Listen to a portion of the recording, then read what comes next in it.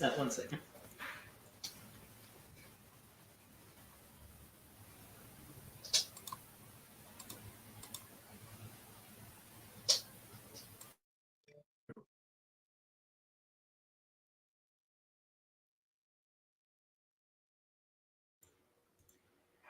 Whew. I'm out in my living room today, so that means I actually have uh, the good Wi-Fi because I can plug right into the router.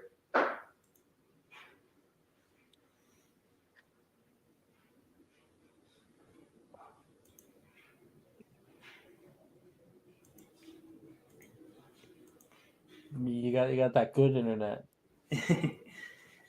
Heck yeah. Ain't no stopping me today.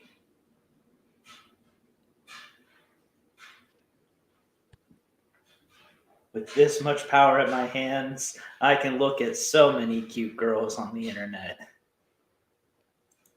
Gasp! So much power for one person to have, I know. I pulled back up the Diagon Alley music from the music channel. Highly recommend. Hmm.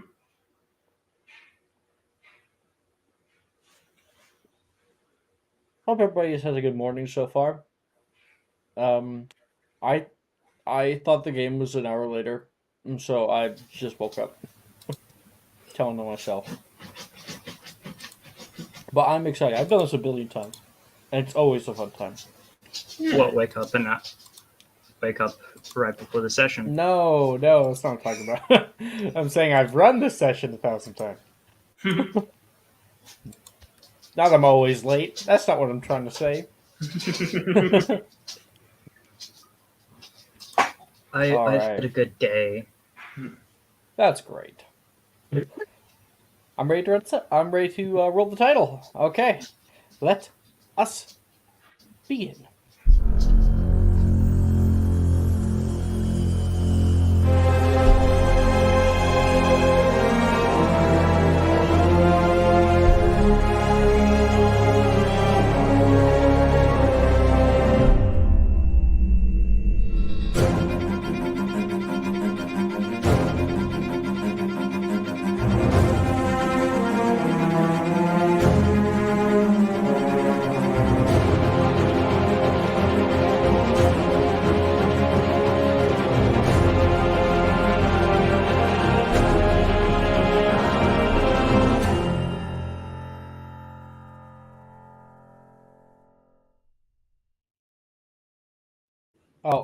Damn it. Welcome! Welcome, everybody, to Magic Mysterium. I'm very excited to be back tonight for Wednesday mornings. Last session that we had was our very, very first session. We got to meet everybody a little bit.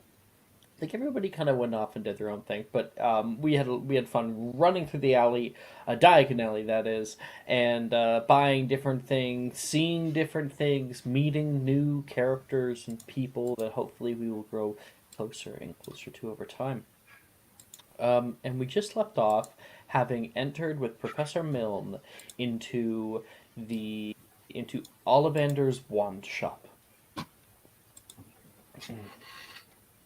Let us reorient ourselves now as the proverbial camera sweeps across the narrow cobblestone streets of Diagon Alley. A hidden stretch of shops and wonder in the heart of London. Parents and children, all witches and wizards, bustle from store to store under a sky shrouded by wisp clouds, light shafts moving down. The air vibrates with excitement. Owls hoot from their cages, enchanted broomsticks levitate behind glass windows, and cauldrons of every size stack up in neat piles.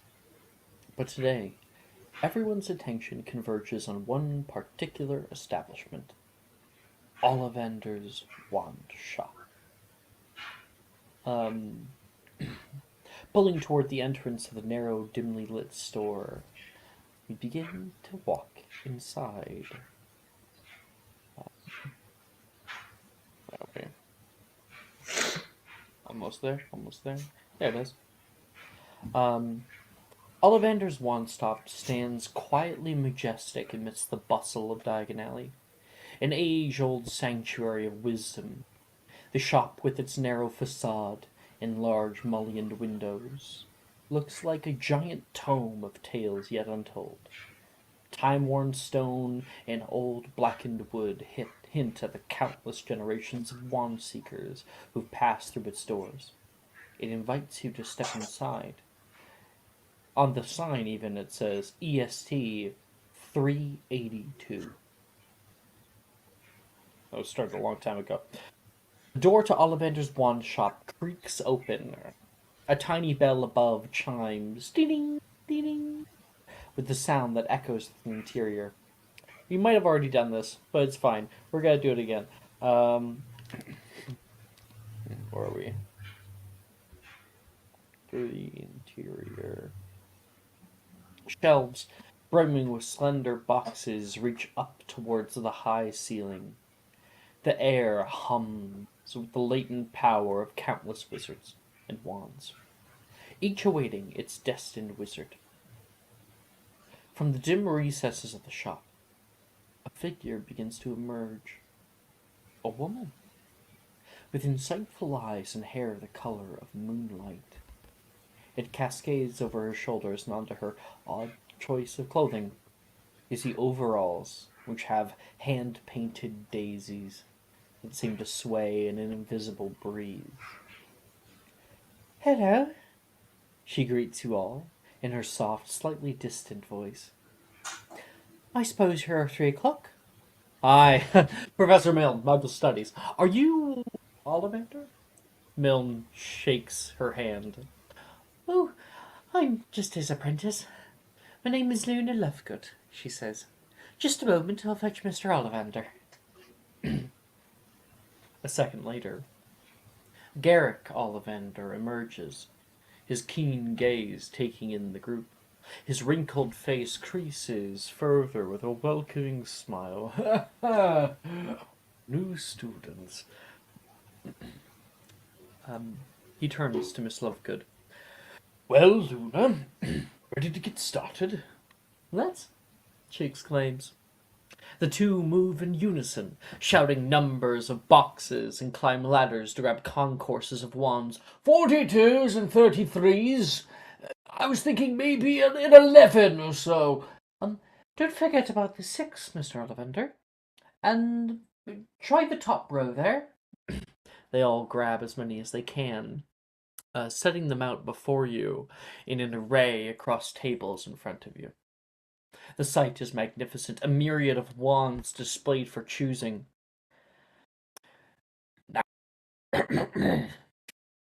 Ollivander's voice, gentle yet commanding, breaks the bit of silence as people watch all the boxes drop down.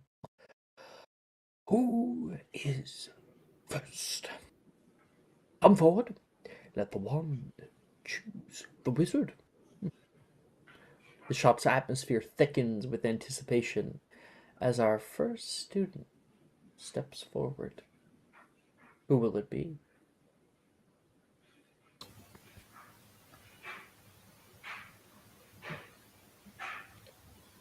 Me, I want to be it. I raise my hand. Me. Arthur has his hand straight up in the air. Me. Luna gives a little chuckle there, and so does Ollivander. "Please come forward. I set out a few for you on this corner over here. Why don't you try one of them? Give some of them a go." And you look down.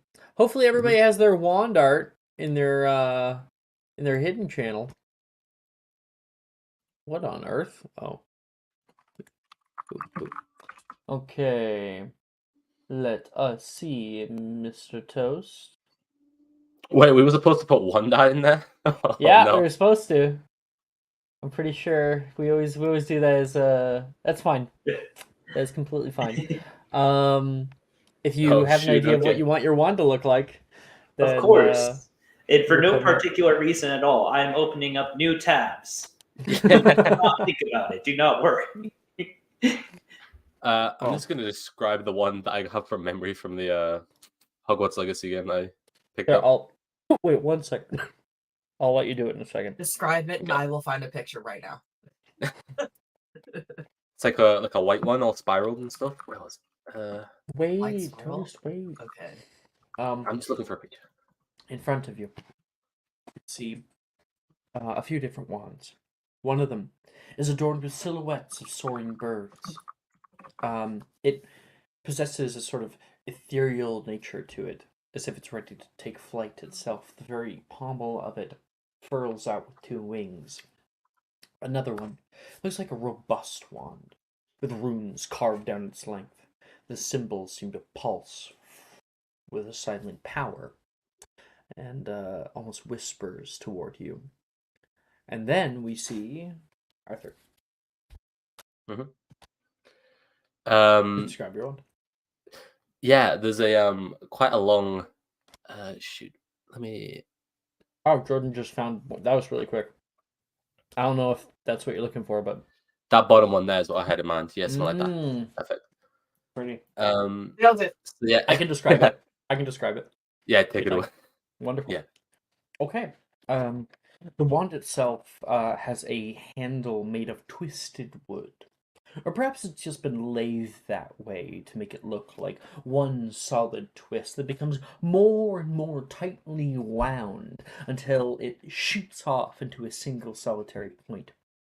There is it is a bright white alabaster, and the wand itself almost looks like that of a unicorn's horn.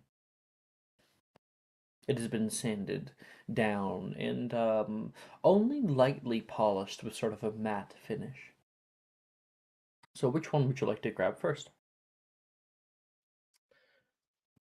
First, I'm just gonna grab the first one you described, like the first one in my sight. With the little soaring birds, right? Yeah, that one. Okay. Take that one into your hands. Put Nice. it up by your face.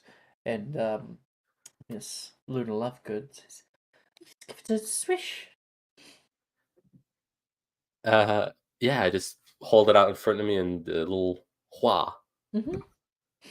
And you wah outward, and there is a sudden like burst of light. You can see tiny little feathers now conjured and are falling down around you, and Arthur, you begin to lift off of the ground. Whoa! Whoa, Help! whoa! Help! You begin to like rise up into the vaulted ceiling. You can hear Professor Milne. Is that supposed to happen? Not quite. Come back down, please. Not supposed to be up there.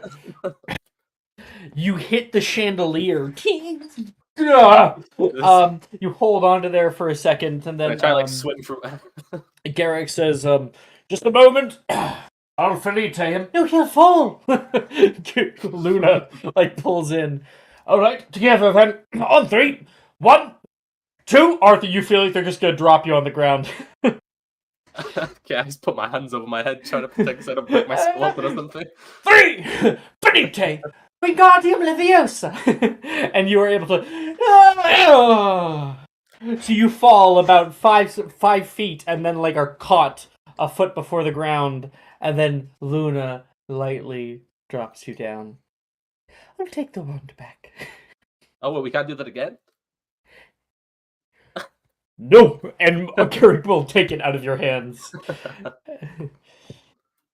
How many times have I told you? He says to the wand and goes into the back to go put it away. That's all right. That was a particularly violent one. Try another. Yeah. I'm gonna go straight to the last one. The You white look- spiral one. You look at some of the other ones that are here, and that one calls to you. You feel a pull toward it.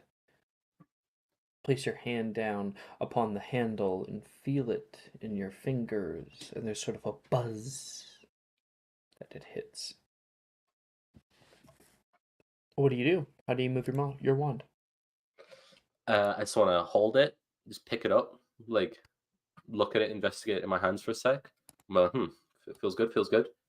And then just at the closest like bookshelf near me, just just give it a big like and just point it out in front of me and just hope something happens. You like flick your wand out, and in the way that bookshelf begins to come to life.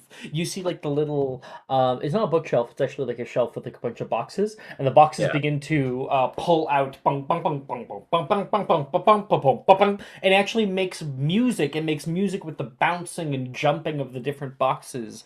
So Okay. sort of a rhythmic beat, like that of some kind of like hip hop Wizard electronic music. background. Exactly. Yeah, nice. Okay, okay. At This is first, a new career path here. Okay. Garrick like ooh, like puts his head back because he's thinking that a bunch of boxes are gonna fall out. But then everybody's listening to it. You can see some of the other kids like kind of like that's cool, and Yeah. Luna laughs with that. Milne chuckles. Well, that one isn't as crazy. It's not. I think the two of you have a good connection so far. Or do you keep that one? Garrick says. I say I will happily, but first, and then I reach in to my robe pocket. And last session we went to that Quidditch store. I bought that little Quidditch souvenir thingy, Mm-hmm. little snitch. I want to try to like attach that to the end of the wand at the bottom, so it just sort of hangs off like a little keychain. It's we'll say because like it's specifically built for a wand, so it's built to like Yeah. not fuck with a wand either. So the little keychain part, you don't actually have to drill a hole or nothing like that. You press it onto the back, and then that metal will like suffuse and form around the very very tip, the very pommel, and kind of create a metal cap at the bottom that holds onto your little charm. Nice. So after that, I just want to like show it off, just to feel real cool having it. Just like spin it around like a cowboy with a gun and just place it in my pocket and walk back in line. Where on earth did he get that? Milne like did not see you walk into that shop. Okay. Arthur has gotten his wand. The Garrick and Luna begin looking over people, and I'm gonna roll. We got 1, 2. We got 5 people, huh?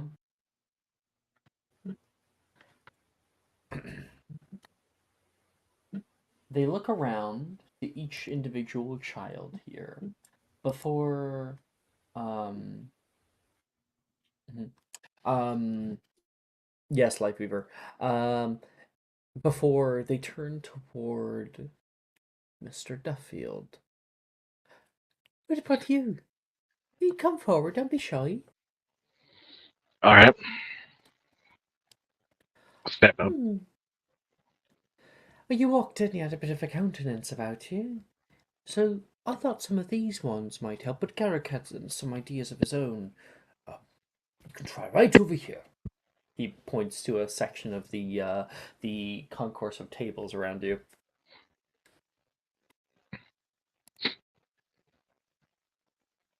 And looking down,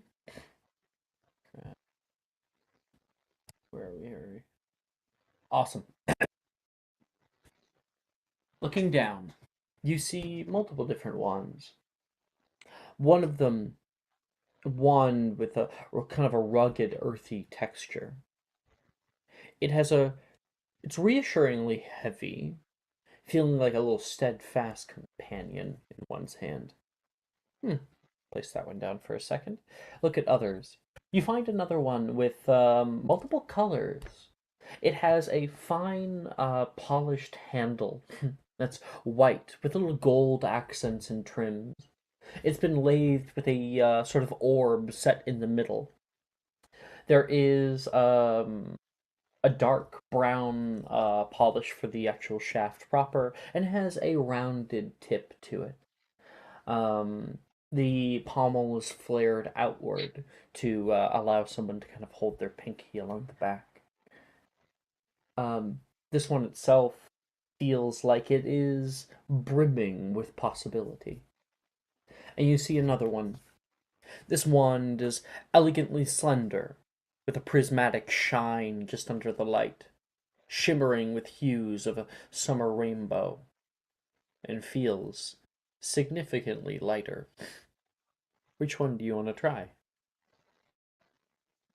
The middle one. Pick it up and point it at a stack of boxes and try to will the top. Yeah? Keep going. You're willing the top to.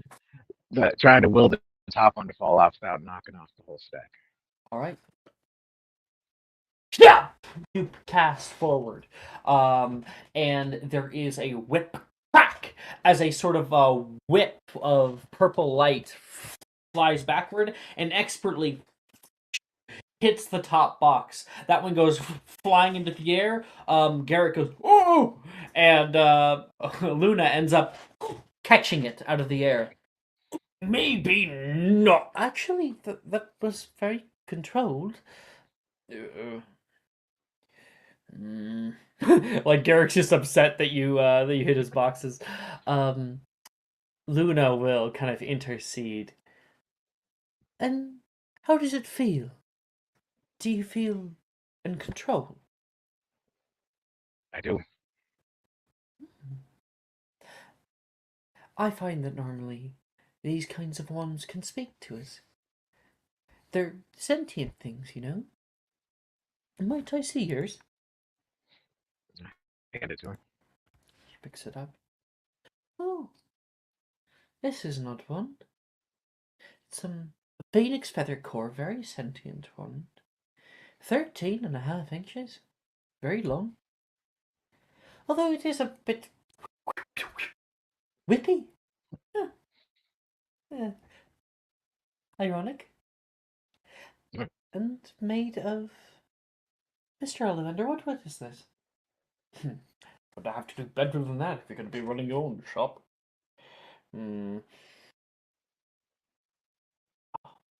Spin wood.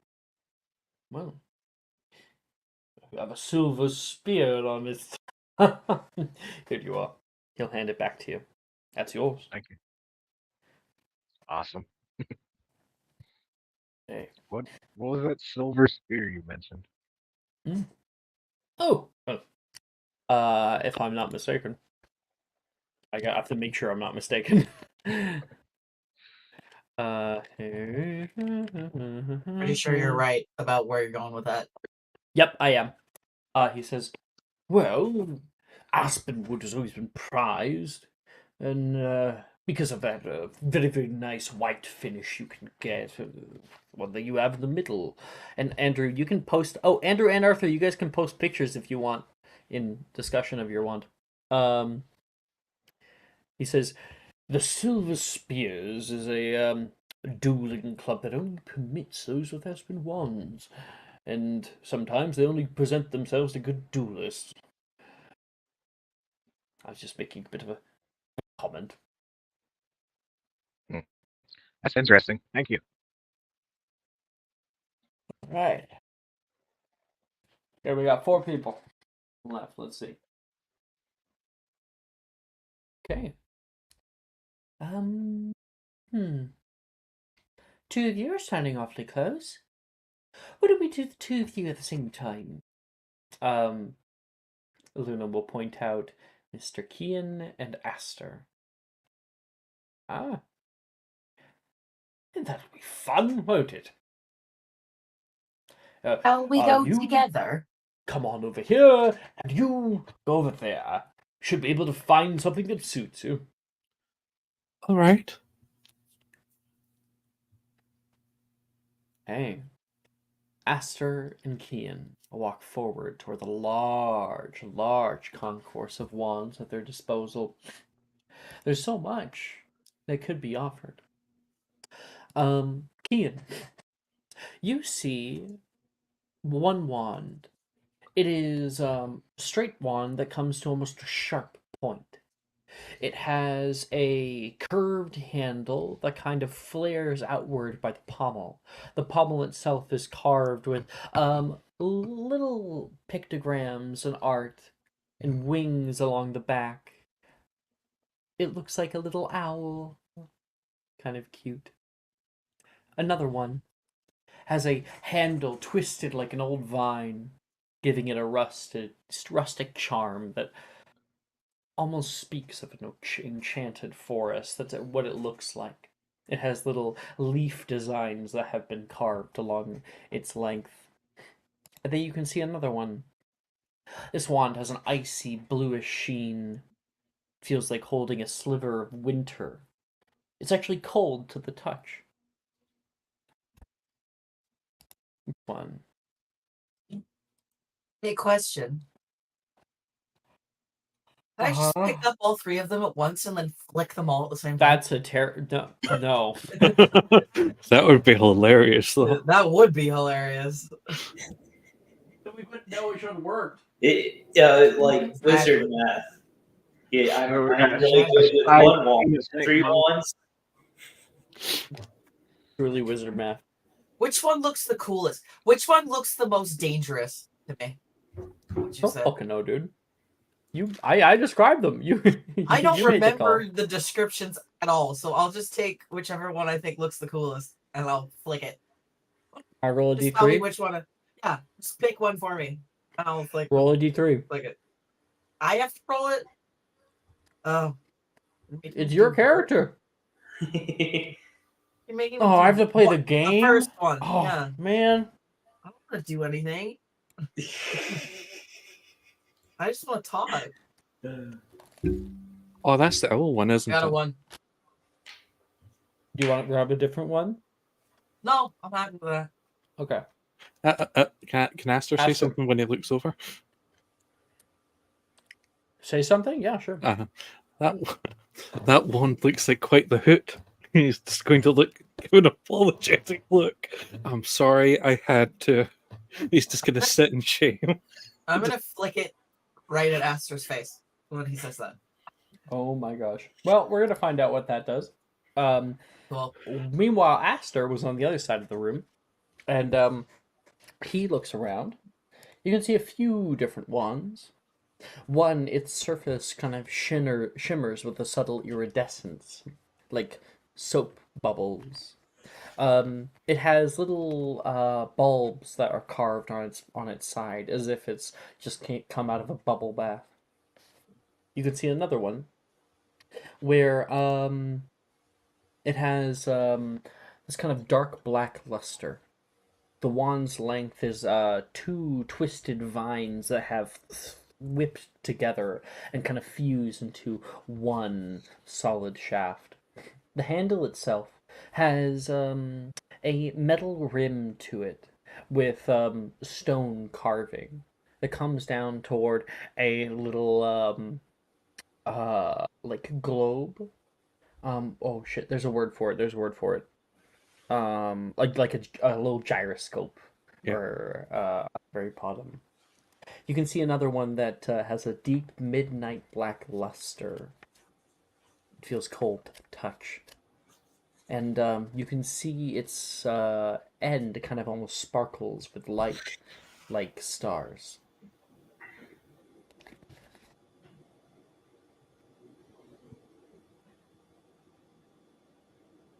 He's going to pick up the bubble one first, and Mhm. as Ian goes to point at him, Aster's going to point back.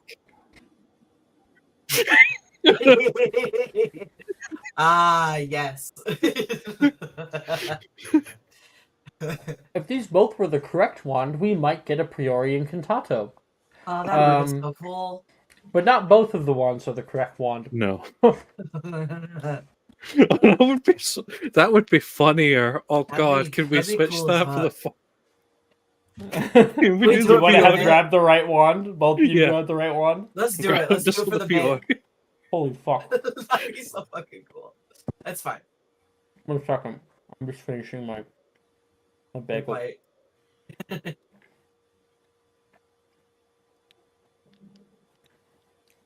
Okay. You guys both find a wand, and then you look over your eyes. You can see Kian's malicious smile beginning to open up, and Asher, you know it's coming. You must defend yourself.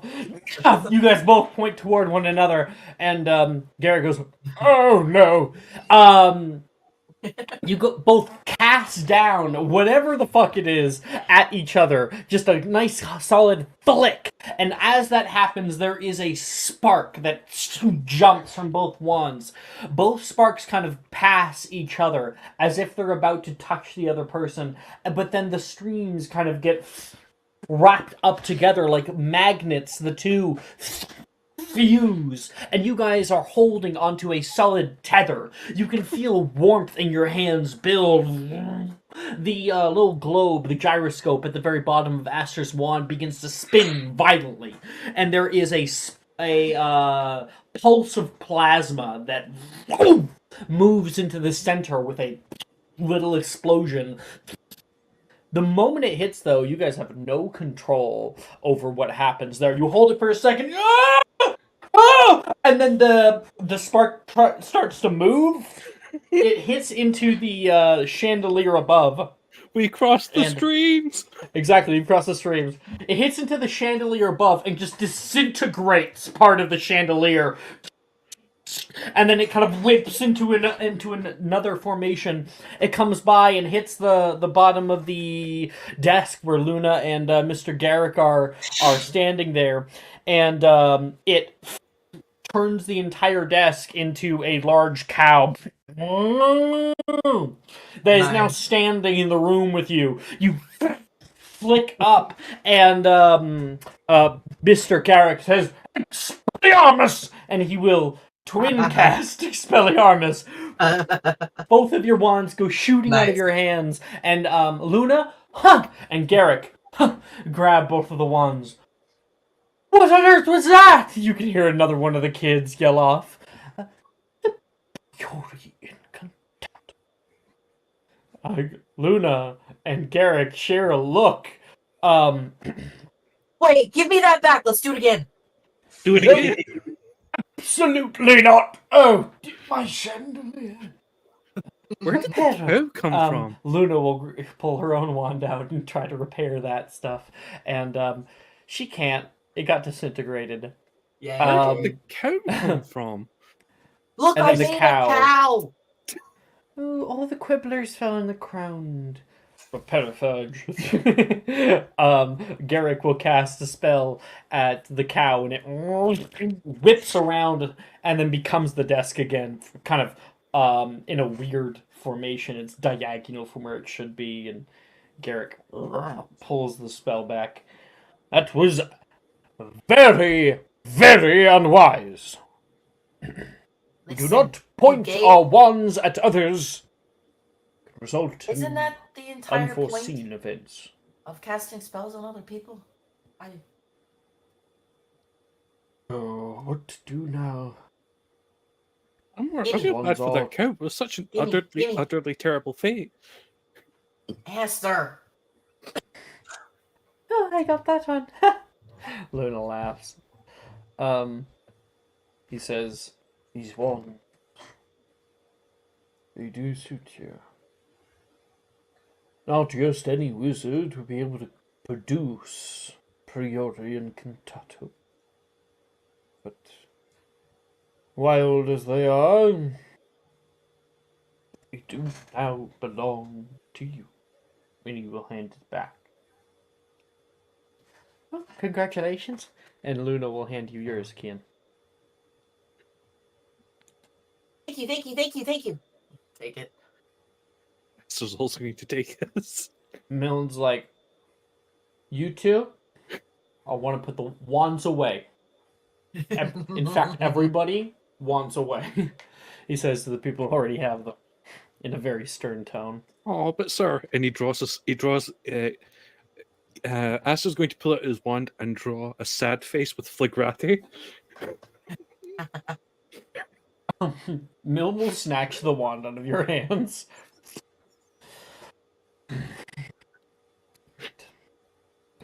Like, put his hand through the air to get rid of the unhappy face. Esther, how did you do that? I've read a lot of books.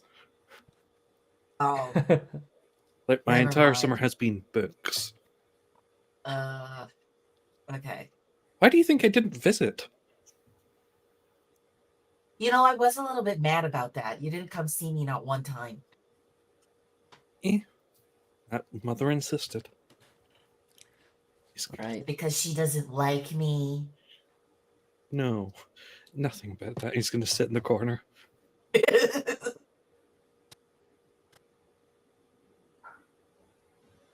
Okay. As that craziness begins to settle down and the shop is put back into working order, and Luna fixes the little quibbler display nearby, she goes back behind the counter. All right. I know that might have been a little bit of terrifying. Don't worry. The ones aren't here to hurt you. How about you? She'll look down toward Angeline. When all of that was happening, Angeline just was holding one of her leaves in front of her face.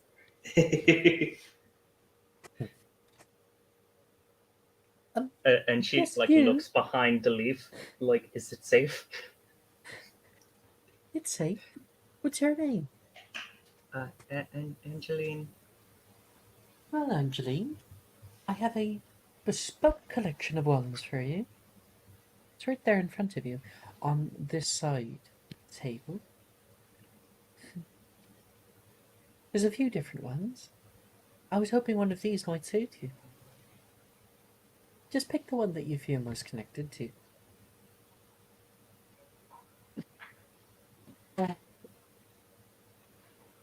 Thank you. Let's see here.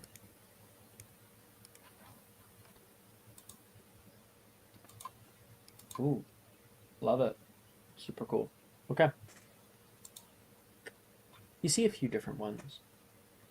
The first one. This wand is a jagged lightning bolt running down its side. There's almost a static charge that fills the air nearby it. There, the markings along it begin to glow brightly yellow for a moment. The handle itself is well polished, but almost starting to burn, blackened from inside. Is that one? You can see another one with the handle carved to resemble a phoenix. Wand gives off a soft, warm glow, as if a fiery bird itself resides within. And you can see one more wand. It is a polished handle, simple, with carved patterns of leaves running down the handle. The leaves change from yellow to red to green, showcasing that interesting part of the year just between summer and fall.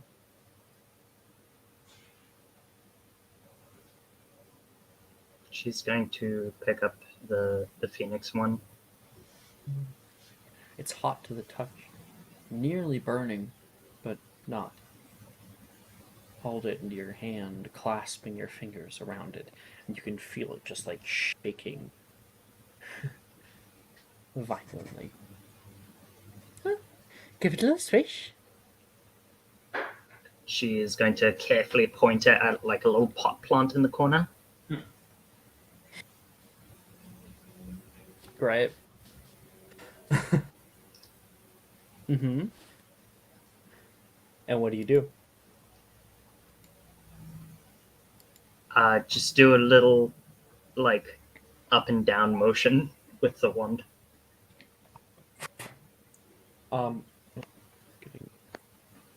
No. You flick up and down, and when you hit down, there is a eruption upward. All of the soil comes kicking out of the pot, and a maelstrom of flame breathes up, completely emulsing the little feathered plant. The leaves begin to curl in on yourself, but it's only a flash, kind of like a eruption from below, like a volcano. Whoa!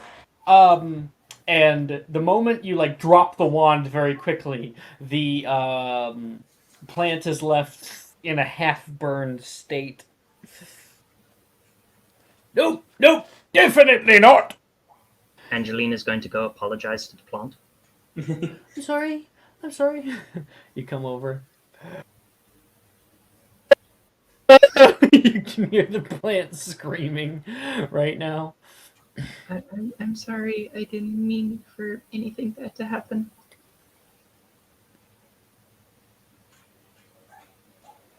I can innately cast Speak with Plants as I know. Dried Ancestry. I know, I said it was screaming. Yeah. Like a shriveling experience. Screaming out in pain. I'm sorry. Could you try another one? Luna says, having no one else can hear the screams. Can someone help the plant? It's kind of distracting. Oh, I suppose so. Herbivicus, she'll cast, and the plant will. The leaves will begin to pull outward. The burn marks only leaving singes on the corners of the plant itself. Oh, these bloody wizards are gonna be the death of me. It's the third time I've been deported this week. Help me. Help me. Actually, no, I wouldn't say that to you. Never mind, I'm going to retcon that if you... Get away from me! It's scared of you. Angeline is going to sadly walk over to the leafy wand, pick it up, and will what sort of just pull out a little notebook and pencil and try and draw something with the wand. Okay. Take your wand and sure with it. And I don't know. Sure, just try to press it to the page. Press it down to the bottom. And the page, as if like differently colored ink in water, colors begin to suffuse outward from the tip of your wand, creating this cone of rainbowous hues. They also begin to curl into little leaves themselves, and after a moment, you are left with the image of a bustling fall forest. Beautiful. Well, I'd say that's a lot less volatile than our last one. You can feel it hum happily, just to be used. Is it for you, right? Yes.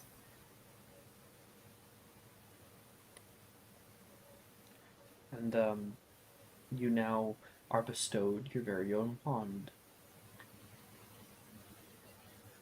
Okay. Before Mom gets any weird looks at Angeline for keeping her wand out, she'll put it away. Awesome. One moment, please. I'm looking at Bernadette's. I cannot.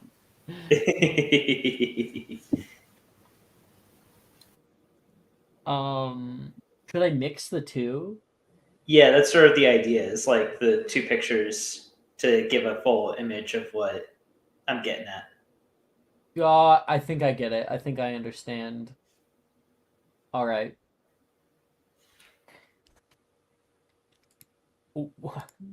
I mean, when you see your three wands, there's only one that's going to be jumping out to you, right, Bernadette?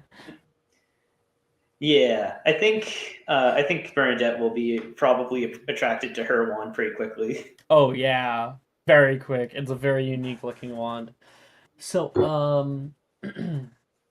Bernadette, you have on your cute little dress and everything like that, and you're looking for different kind. Oh, actually, you know what? There might be other ones. There might be other ones that you feel attracted to. I just thought of some. Okay. You look down at a certain section. You can see one wand that is sort of a pastel purple. It has little jangly bits on the bottom, like kind of like what we saw with Arthur, of stars and crescent moons, one of like a little radiant sun, and it has gold metal rims to it. It comes to a very fine point, seems almost brittle. There's another one that you can see that is bright pink.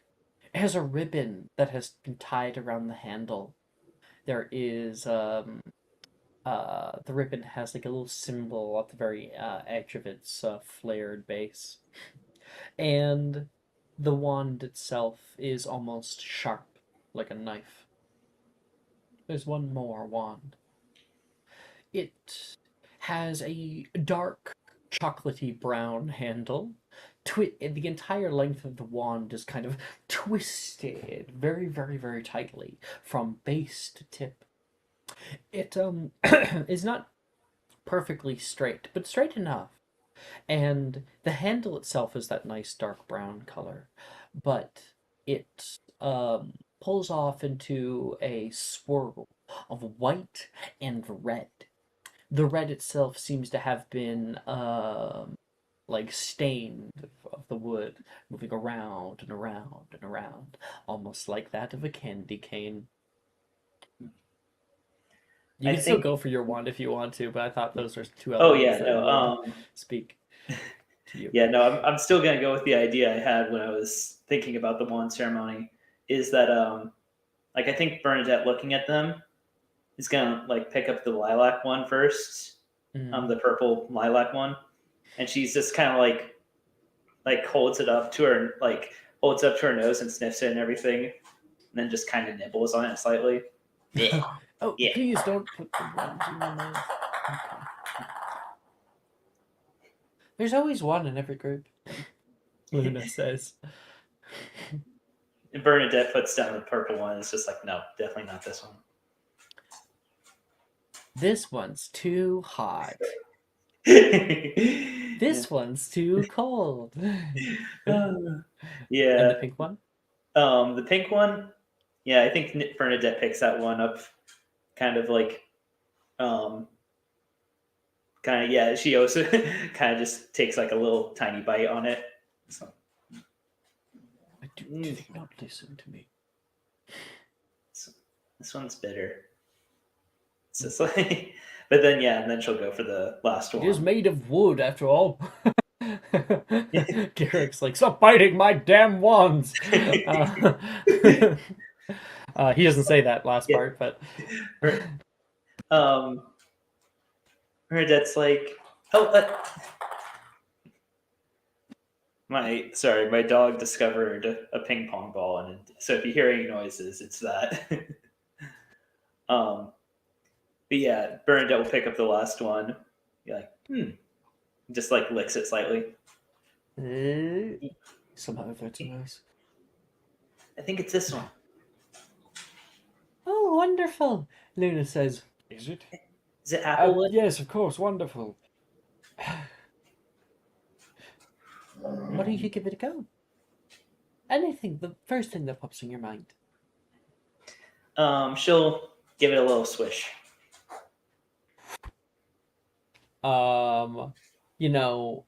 It's so crazy. I'm actually gonna leave it up to Annie what happens with your wand. Do we get the Harry Potter, like the light coming around, candies appearing in the air? What happens? I think. 1 second. Sorry, my dog is just like jumping around, like pay attention. I'm like, please, no, not right now. But yeah, I think what happens is like lights in the room, like all get redirected to point right at Bernadette. Spotlight. Like, this is the one for me. Yeah, we can all hear an ephemeral like music beginning to be sung from literally nowhere around her. There is a wind that comes ceaseless.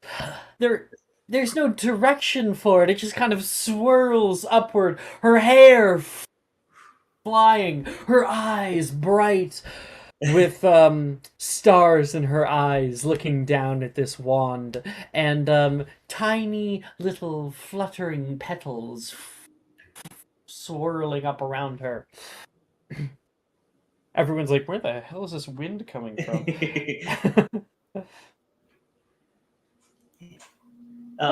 Brent. I- Oh, sorry. I suppose that one's good. I only get that kind of response for a wand that has but a single owner. We have found it. The wand has chosen you. As I always say, the wand chooses the wizard, and this one has been waiting a very, very long time. In fact, this wand was owned by another. Curious. He will take it for a moment, look down upon it. Oh, sickeningly sweet. Yeah, he hands it back to you. Well, thank you. You know, for if I'm the one true owner, then I appreciate you taking care of it for me for so long.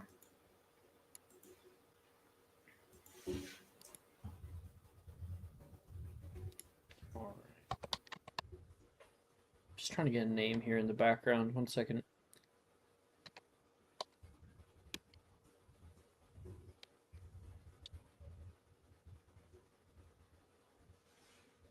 Yep, there he is. Okay. Oh, but it's not going to show his name? What the fuck? I found an image of him. There it is. I'm just gonna send it to you and you're hidden.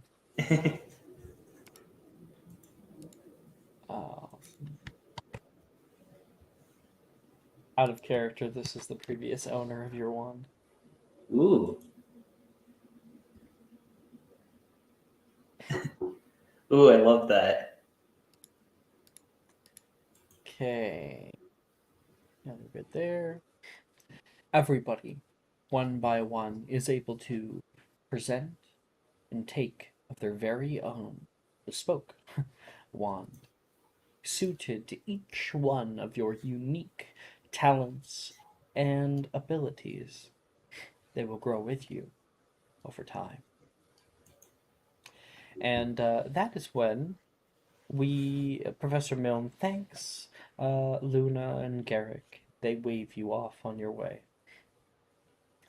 Later, the next day, we get up bright and early for a chance at catching the Hogwarts Express. I have new music. Sending to you now.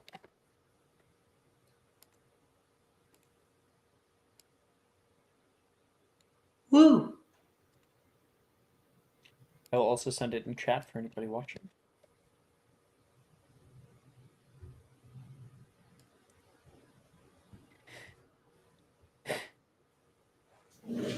Okay. The air is thick today with anticipation as you step onto the bustling platform of King's Cross Station. The scent of steam and the faint tang of coal fill your nostrils, an unfamiliar blend that signals the start to your first year at Hogwarts. To your left, you walk into platform 9 3/4.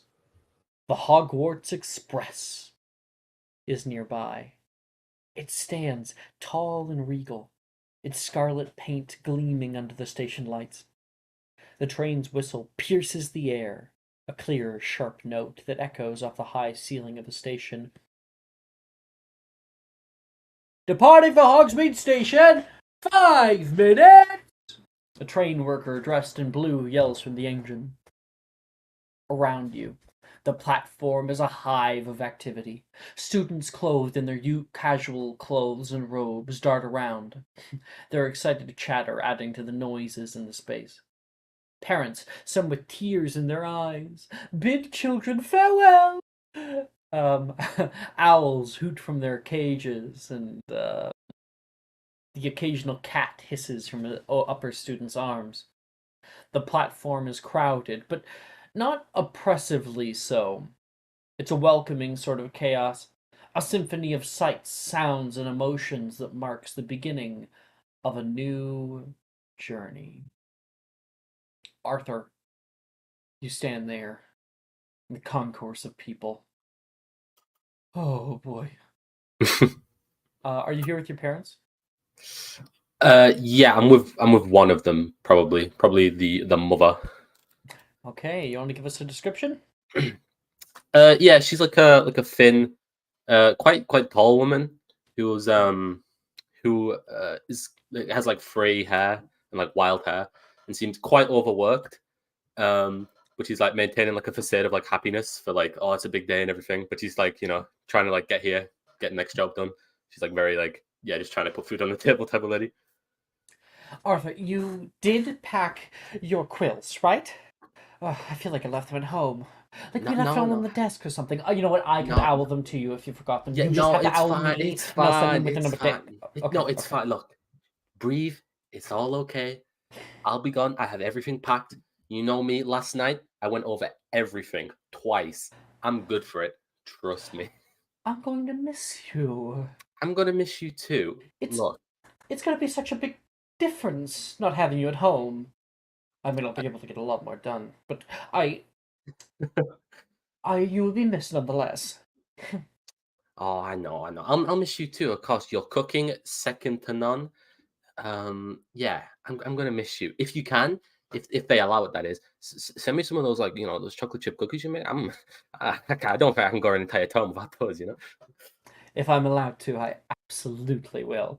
With I'll be sure to Yes! put the top layer and a little smile for you, like you like. Oh, yes, yeah, oh, yeah. Oh, Arthur! She's gonna like grab you and take you hold of you. Oh dear! he's gonna Other get, people like, are looking at you. She He's gonna is get like crying real on your embarrassed, shoulder. like red cheeks. It's like he's like trying to be like, yeah, I love you too, but also, can we please stop? I don't want to be like, like, Okay. yeah. You push her off. Oh, good luck. And don't let anybody bully you. Oh, don't worry. If anything, I'll be bullying that. Wait, no, I wouldn't. But you know what I mean. I'm not. Yeah, and I just sort of like wave her away. I'm like, Toodaloo. goodbye. Waving the handkerchief at you. Yeah. Arthur, you move down the track and come face to face with Aster and Kian. You nearly bump into them. I'll be like, oh, pardon me, and oh wait, I fed these people the ice cream, did I not? In the last. Yes. Yeah. I was like, I saw someone like bumped into me. Like, oh, I was like, oh wait, I know you, and I know you. How's it going? Nice to meet you. Arthur Warbeck, if memory serves. I think that was your name, right? How do you remember stuff like that?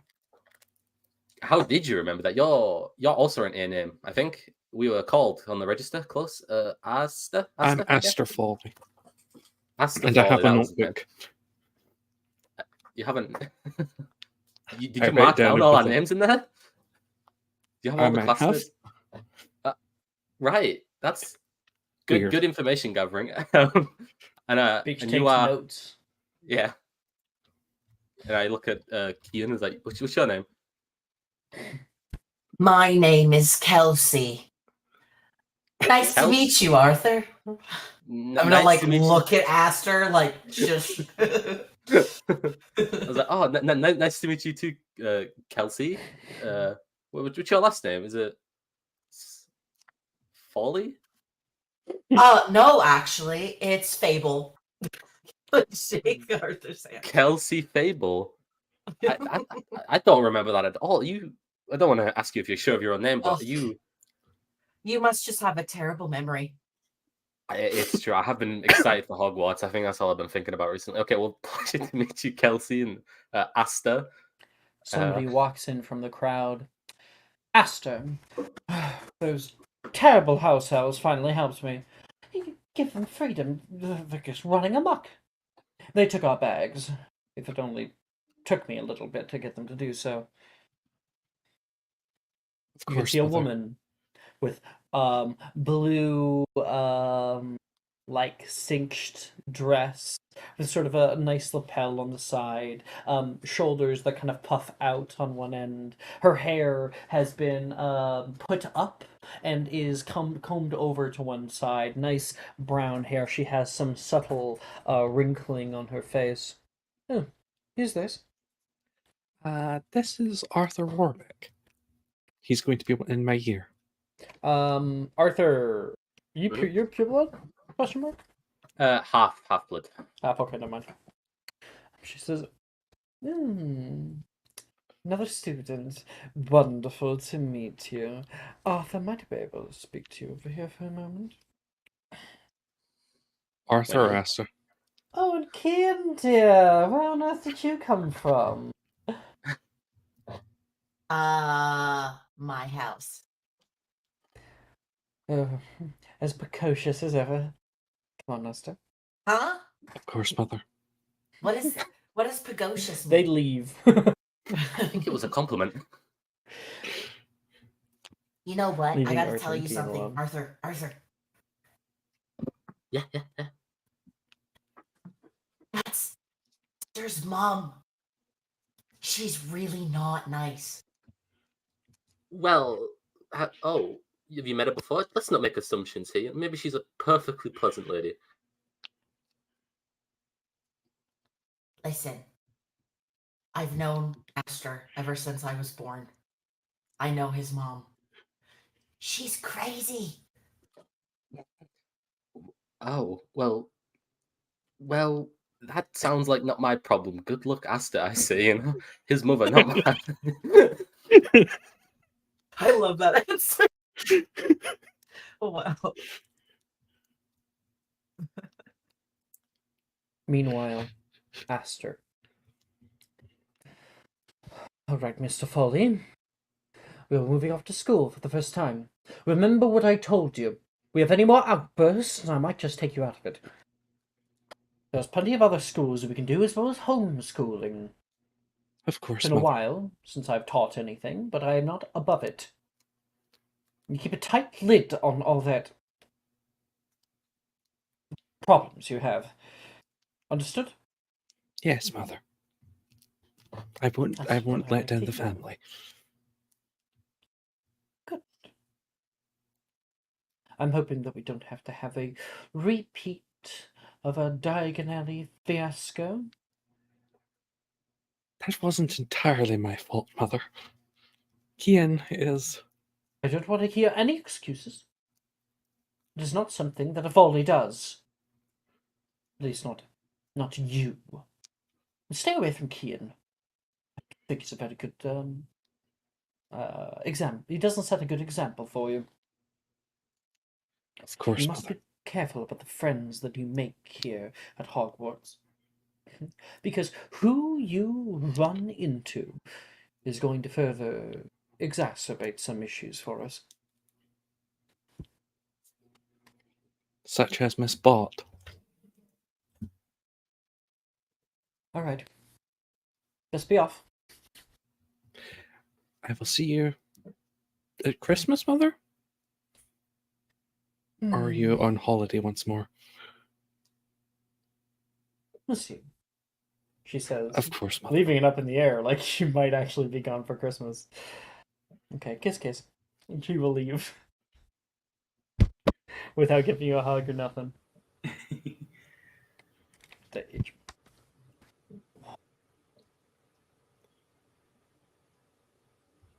I am so itchy. Normally it's Jordan who's itchy. Did you get a Nah, haircut that's recently? Hadley. Aster walking away is going to take a deep breath and subconsciously rub at his roughly where his temple is. For And the yes, reason. he did get a haircut. That's nice. Thank you. All right. You return over to Kian and Arthur. I'll allow that little scene for a second.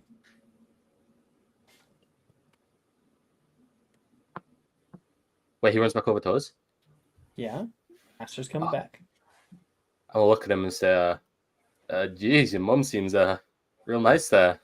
Good big hug before you leave for like months. This is what it was better than I expected. Oh, jeez. I just want to give him like a sympathetic look and be like, damn, bro. That sucks. I got you. Only 7 more years?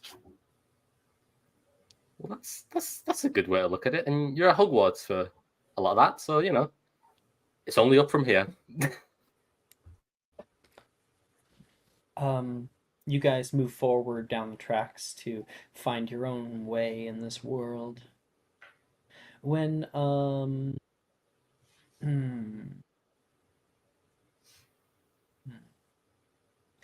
Andrew, who are you here with? Probably mother. Sorry, you're cutting out a bit. Can you say it again? Oh, sorry. Probably his father. Okay. Give us a description of your father. Demeanor and look.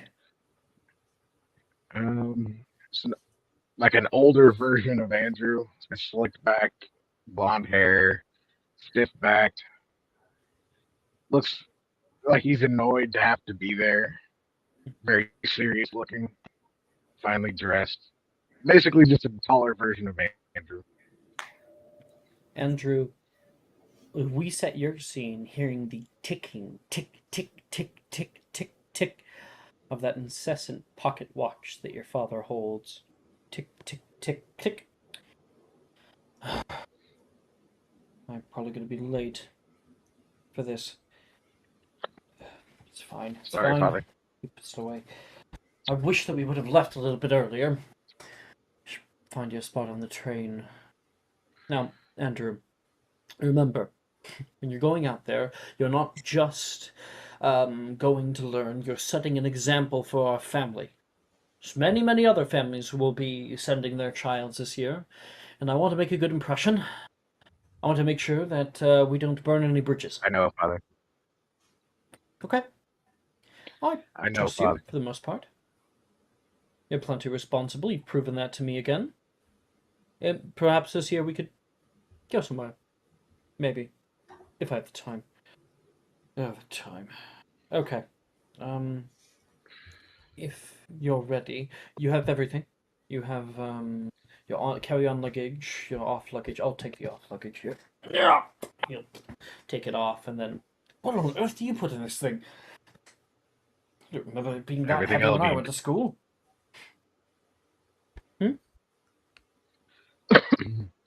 Everything What did I you say need. in response? Everything you need. Locomotor, he will say, and it will begin to hover nearby him.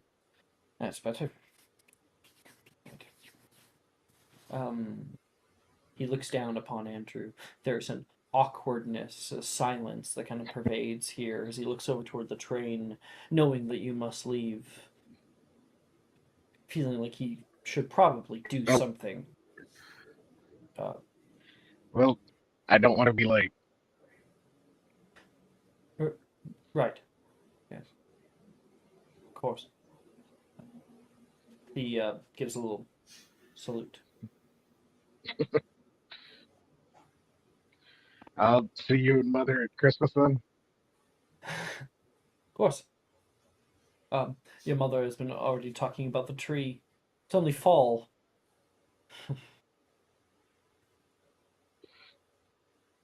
All right then. I better get going. That's an interesting little dynamic that we came up with on the spot there. Your father, like, definitely wanted, he was like, do I give him a hug now or something? And then, like, in his head, and then Andrew was like, well, best be off. And he was like, right. Yeah, I don't have to do that. The best way to say goodbye to your child is by exchanging business cards. By the way, Alex, Well, and like, you We'll keep actually it do have to that. think, you have to think about it in terms of this society that all of their kids go to a boarding school. How would that affect the like relationship of and responsibilities of a parent to a child and how that really relates? Because like, if you only ever see your children on like holiday, that's kind of crazy. You're not going to form very strong connections with them. Probably being adult with plenty of different things that you have to do, you're not going to understand how to be a loving parent. Yeah, by the way, it's Alex, weird. thank you for making Aster's mom so utterly terrifying. Oh, not even my worst. Oh, I had my worst recently. Weird. Oh, it was Dark Timeline. I showed someone's mom, and they were like, "Oh, I know I showed a little bit with yours, but they were like a raging racist." I was like, it was one of those characters where like I just finished the scene, like I say my whole thing, and then I go, I really hate this person.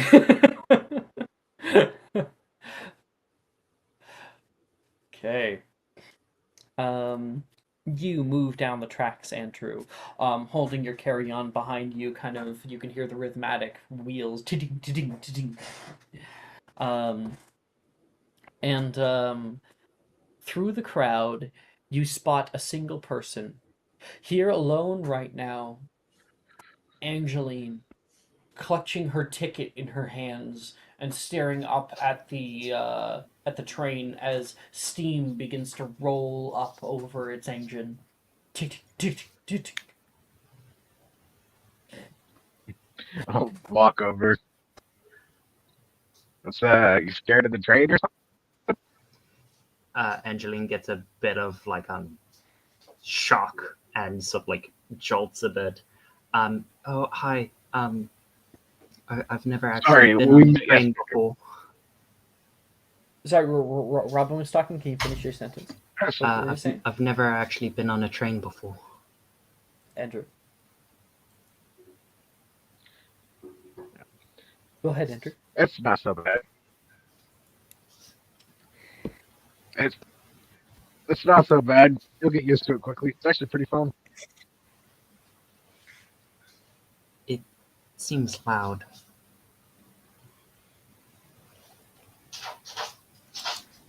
Angeline, what is your And subclass? you'll get used to the noise. Oh wait, did we just change it? Yeah. Did we? Wait. Yeah, okay, never mind. I recall. You don't have to tell me. Okay. You can see Angeline's luggage that's nearby her. There is a few potted plants that she is moving with her. I'm pretty sure Hogwarts has a herbology section. I don't think you need to bring your own plants. Oh, she looks very shy. They're my friends. So like twiddles her thumbs. That's interesting. And How about we go find the seats? If you want. Sure. Could I get some help carrying all of this? I didn't really get much help bringing it all here. It took me a while. From what my father says, it used to be a lot easier when we had the elves. But sure, I'll help you. all right, you move off toward the train. Currently, walking down the way, Bernadette. You walk with purpose. Standing beside you and holding an odd list, currently reading it off, is a older man with white hair streaked on the sides, a bit of thinning of the hair on the top. He's wearing a very fine black and white suit with a sort of swirled like armband on it. He has a little pin that's a large B for bot. One enchanted peppermint quill, gummy bears, licorice wands, holsters, everlasting jawbreaker, time turners, caramel cauldrons, pixie stick broomsticks, taffy tents, fizzing Wisby headphones, bubblegum cloak. I think we should have everything. Thank you, Mr. Sweetums. I'd be entirely lost without you. Of course, Miss Bot. When your father asked me to bring you here personally, I consider it a personal honor to serve the noble house of Bot. Yeah, I'm sure he would have been here himself. It's just, how he and my mom are. They're always busy. Oh, yes. Very, very important business, I'm sure. But they didn't want you to go alone, now did they? I'm here. I've known you since you were very, very young, girl. Nearly since you were born. I've looked after you for many years, and it nearly brings a tear to this old candy maker's eye. Seeing you go off on your own. Yeah, I mean, maybe for Christmas, or maybe for the holidays, I don't know what my parents are doing yet still, but maybe I can come over for a little bit during the holidays. Just say hi to a family friend. That would be most wonderful, he says. He looks around. Oh dear. I suppose they let anyone here at Hogwarts nowadays. This is fine. As for you, I wanted to give you something. It is something that your father commissioned me. He gets down upon kind of one knee, opens up a little box on the ground, unfurls it. He holds it in his hands, not yet letting you see. This is a family heirloom. Something that your father wanted you to have as you grew into a wonderful young new witch. He told me to tell you never to forget who you are and what you will be. He wants you to further exemplify and stand for all of the things that your namesake does. He wanted you to have this. And he hands over toward you a little like hand spatula made of like sterling silver that fades to a golden brass near the bottom. A straight spatula. Its handle itself has been made from a pearlescent ivory and has a little gold pommel at the very bottom. This is for candy making specifically. When you place down stuff on like a hot plate, you can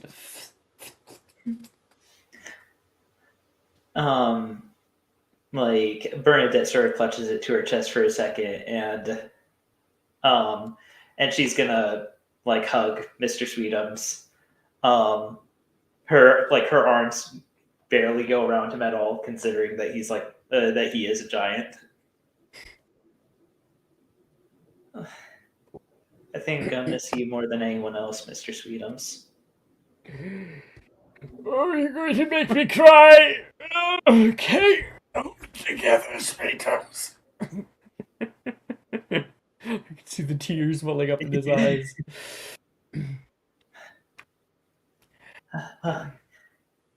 best be going. Bot's always punctual, after all. Wish you a wonderful time at Hogwarts. Oh, Bernadette, to see you grow into what you've become. It has been my honor. And she'll start heading towards the train and wave goodbye. All right. The spatula itself is a short spatula. It kind of. Oh yeah, yeah. It's like this kind of thing. Sending. It's something like that, but like fucking Ooh. regal. You know? Ooh. Heck yeah. Yeah. Here's another.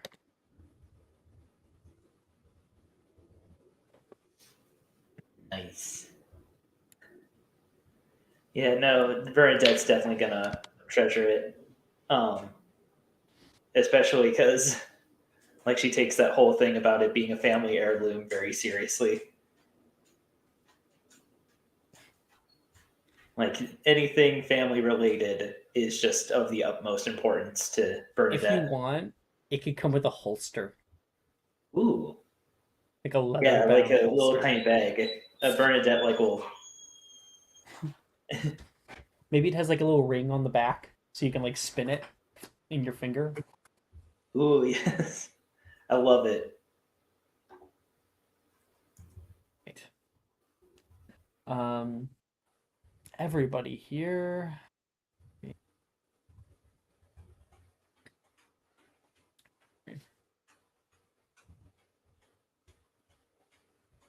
Yeah.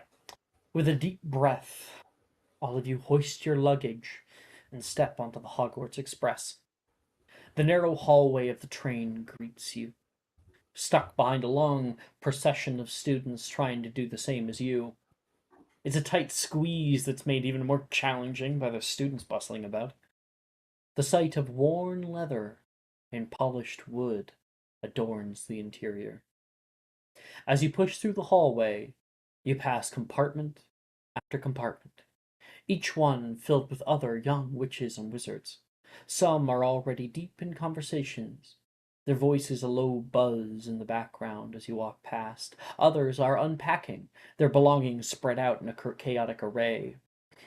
Walking past, you see a few different compartments. For I forget who it was actually. I think it was Bernadette, or it might have been Angeline, who went. That boy who was running through Diagon Alley hit somebody. Oh, that was Bernadette, yeah. Yeah, you can see one compartment with him in it. Sitting next to Juniper, who was also in your group, as well as someone who went to Pottage's, right? Was that Andrew? Pottage's Cauldron Shop? Yeah. You met Drusilla on your way there, the girl who was looking at the collapsible potion kit. She's also in this little compartment. As well as another very tall girl with long blonde hair. Bernadette, the moment you pass, Rin, who's also in this compartment, goes, Bernadette! Hi! That's my friend! I met her! Bernadette! She's like trying to get your attention.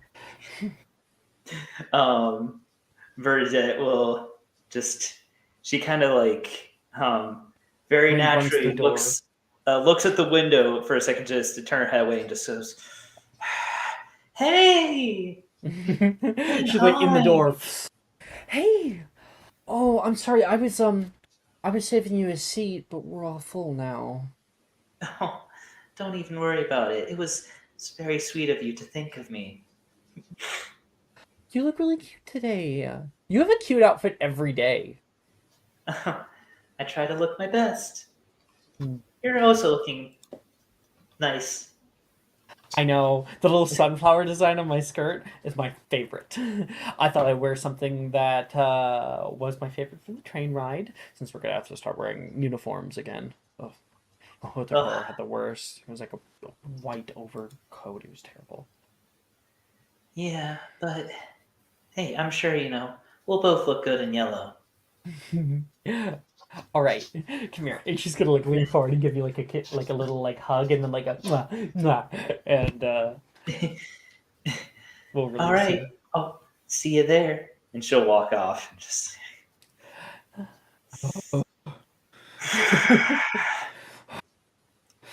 Deep seething rage. We walk by another. Anybody go into? I don't think. I don't think anyone went in there. That's fine. No one met Gemma, right? not yet. No. Okay. There's a scene that sometimes we get. I guess. Oh wait. Somebody went into quality Quidditch supplies, right?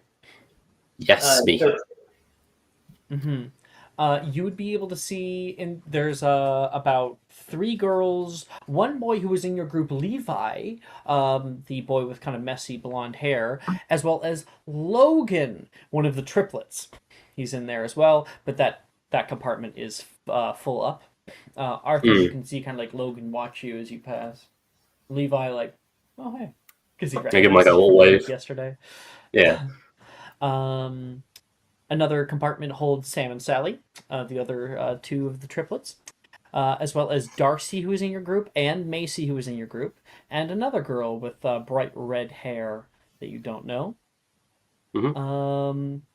Angeline, if I'm not mistaken, you went into the art store. Right? Yes. You would be able to notice that boy Brett, who's in the art store right now. He's has a big smile on his face and is talking to his full compartment next to him, filled with another girl with like a palm on the top of her head, a boy with kind of glasses, a short goblinish boy. Anyone go into Madame Malkins? I believe we did. Yeah, I did. It's Andrew. Yeah. So Andrew, you Yeah, I can did. notice Mr. Morgan from Diagon Alley. Hey, how's it going? Hey, how's it going? I know that kid. He's like pointing at you as you're passing. I'll wave. And Hi, Andrew. You can hear another girl say, blonde hair, that is Professor Milne's daughter, Sadie. Between them is a girl with dark black hair, kind of like looks a little bit off. We'll be meeting all these characters. And then finally, you spot a compartment that's not as crowded. Inside, there's only a single person, Andrew. You can see Angeline's behind you. You can see that doesn't make sense. No, it's fine. We'll say Bernadette got here first. So Andrew, you can see Bernadette sitting nearby with her leg over her other leg, and currently has put all of her stuff in the overhead compartment. She's sitting over by the window. are these seats free? Oh, of course. Feel free. Angeline will wave, but nearly drop one of her plants and quickly try to catch it. Careful there. I I'll start putting away all the trunks and stuff. Don't want to drop any of our green friends over here. You can speak to them too. Oh, well, I've attended a garden here or there, but they don't really speak to me like they do for others. Bernadette thinks you're speaking like you're saying that metaphorically. Angeline will just look at one of the plants. I don't think she understands. We'll put like her 3 plants on one seat, and we'll just pull out a little bottle of water and give them all a little drink. You seem to really like plants, but weren't you the one who blew one up at Ollivanders? Angeline looks very sad. That was unintentional. Oh, Oh, you know, well, uh, it was fun to accidents watch. happen. It was all fixed up in the end, so it worked out perfectly. I don't think that truck's ever gonna forgive me. Well, forgiveness is something you work towards. So I'm sure if you just take care of your plans, to the best of your ability, it'll forgive you. Well, those guys don't have anything against me though.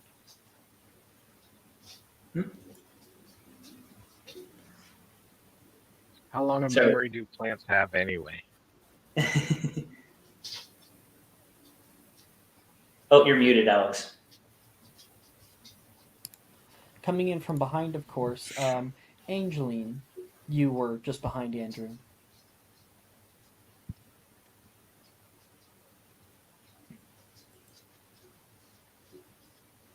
Um, Robin, Yeah, you're entering the compartment?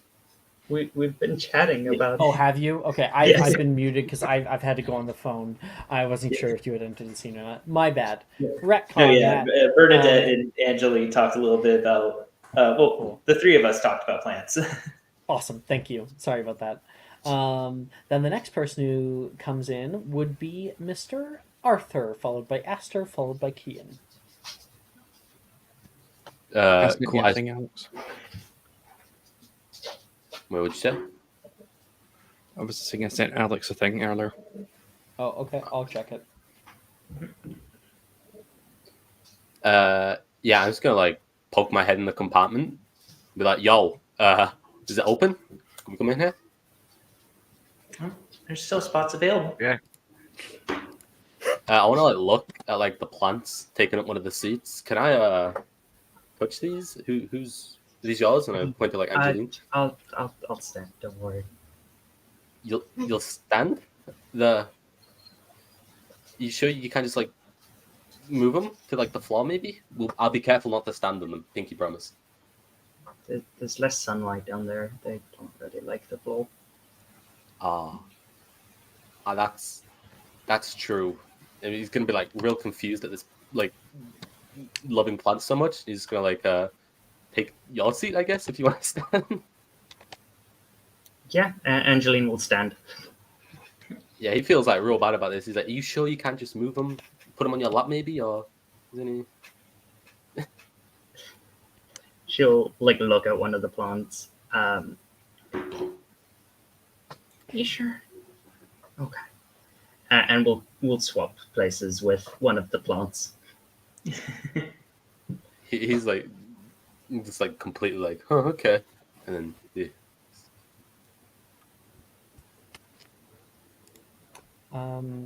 Aster, you enter?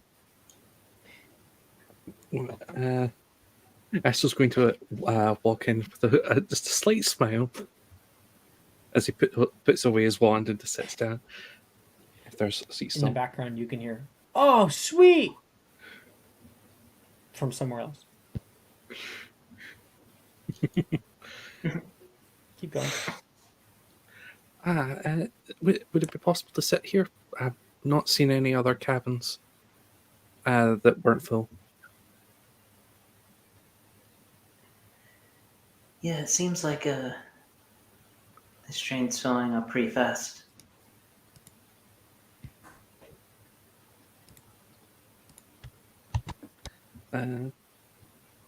No, well, there's still seats, so go ahead.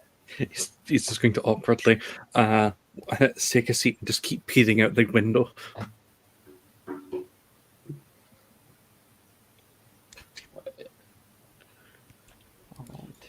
All right. Jordan had to go help Hadley. I got a call from the daycare. So you can continue. Everybody is now sitting down, getting their stuff ready, and is suffused with one another. As the Hogwarts Express leaves King's Cross Station, the cityscape gradually gives way to the sprawling countryside.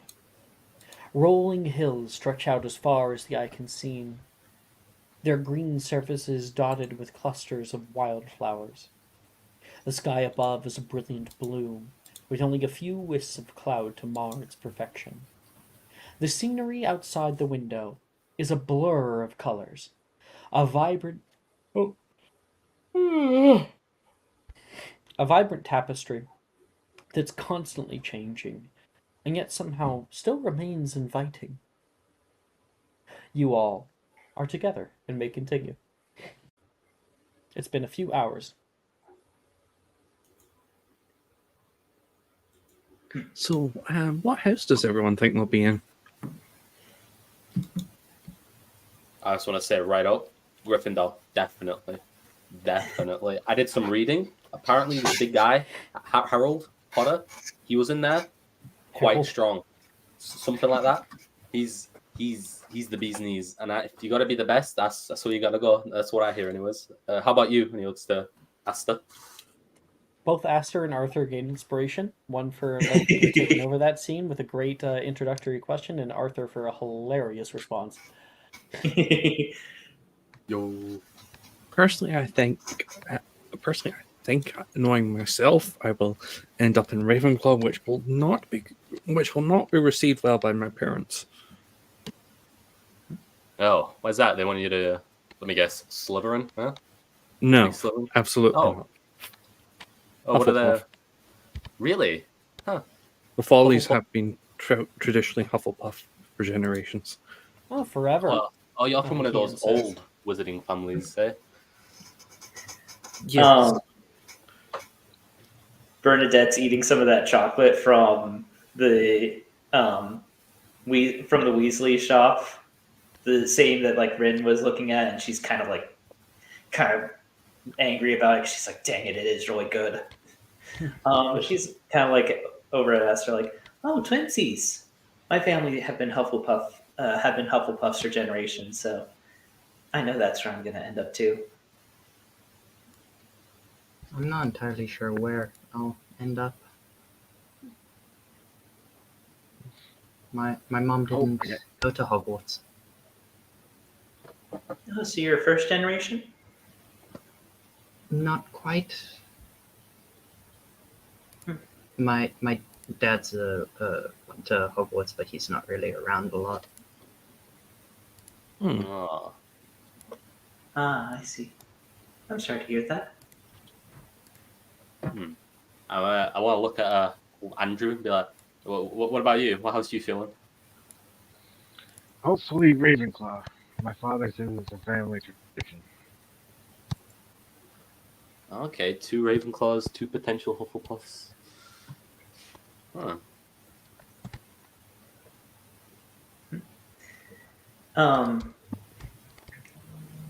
Bernadette will say, "Yeah, I heard that like there's a process that just like they magically pick what house is yours. Like look, they use magic that figures out who you really are and all that. So that you have like you're picked for the best place for you." Wait, they don't like read your mind, right? Because I think things that I wouldn't do. You know, I think we all do, right? Yeah,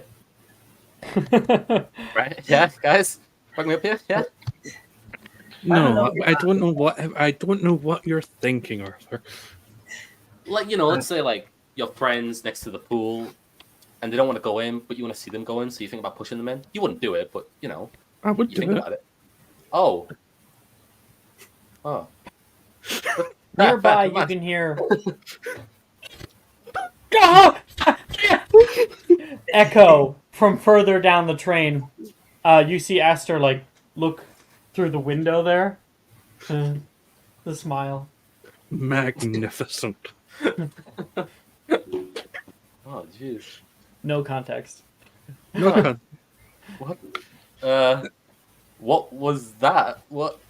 Is that? Well, I was just giving my fellow purebloods a taste of some fabulous Muggle candy I heard of. And what candy was that? Feel free to go up and give it a sample if you'd like. After that sound, I'm gonna pass. Yeah, when you say it like that, makes me not want to try it. I mean, It can't life be is better than. It can't be worse than an every flavor bean. Oh, you're telling me. I tasted one of those ones. Blech. Nearly threw it back up. I did. What's in every flavor bean? Bernadette will go into her bag and pull out a pack. You don't know. You gotta try them. The uninitiated. Bernadette. Yeah, Bernadette will say, there are the flavors that are less tasteful than the others, but that's the fun of it, you know? It's like a game. If my memory serves, my father went to Hogwarts with yours.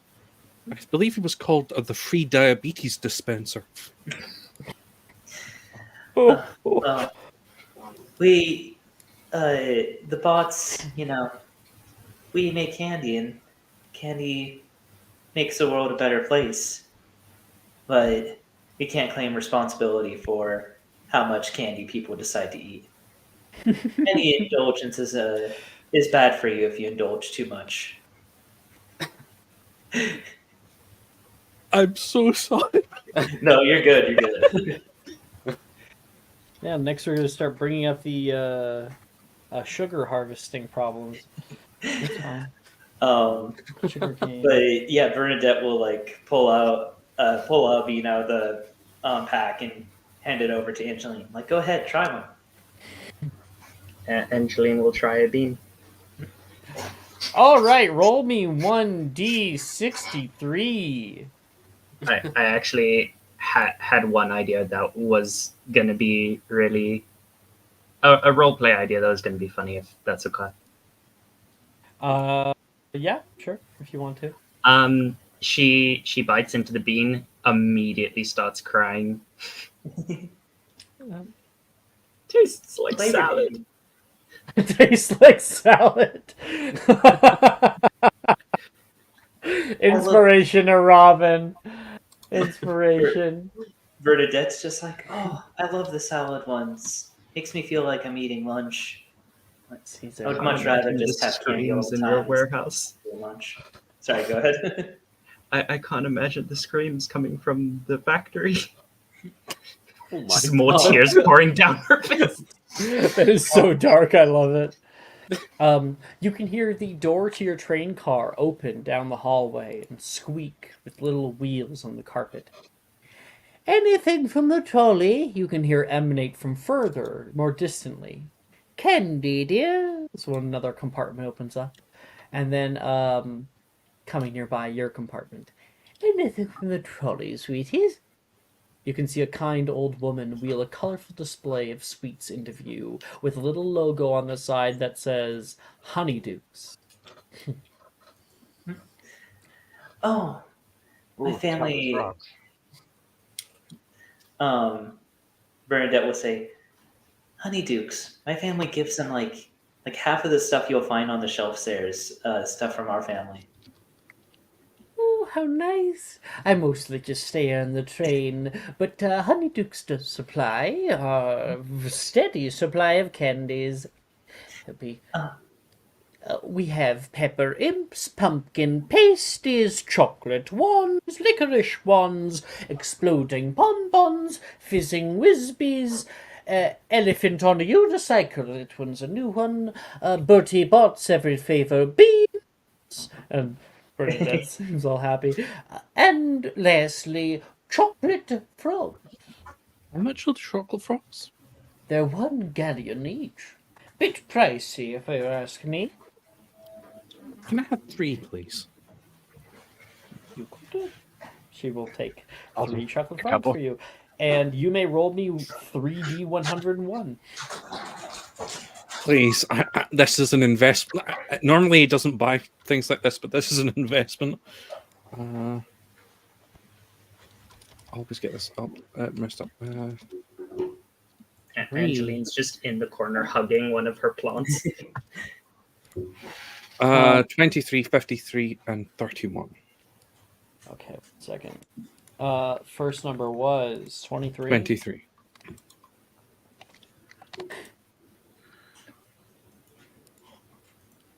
Okay, the first one you get is sending in discussion. Glenda Chittock, a British witch who was host of the Wizarding Wireless Network's program, The Witching Hour. She is still alive. Ooh. She's also a singer, as we can see. I might make my money back on this. I don't know. Yeah, Wizarding Wireless Network has their hub in Hogsmeade. So, all right, and then the next number,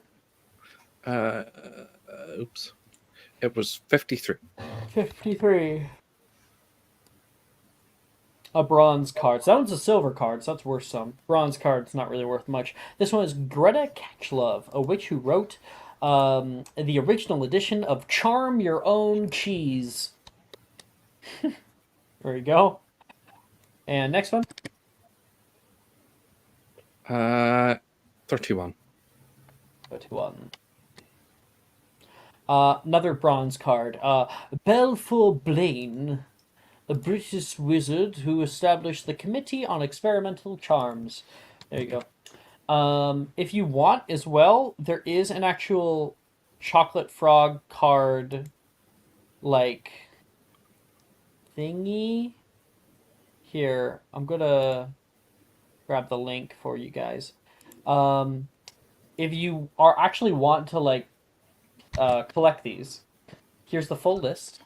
Where you can, like, click a little button and make sure that you got it. They have the descriptions and everything. They also somewhat talk about if, like, they're still alive or something like that. And yeah, I just recommend making a duplicate. Just duplicating, making a copy. By the way, he's going to grab the chocolate frogs at their legs and pull them apart. Just The moment that there's any kind of tear, the jumping frogs in your grasp will turn back. yeah, but he into does it solid immediately. chocolate. Just pull it apart. yeah. One solid movement. Bernadette, Bernadette will go up to Charlie and be like, "Oh, yeah, I'd like to get a pack of Birdie Bots every flavor bean, but could you actually take this to my friend in a different cabin?" Of course.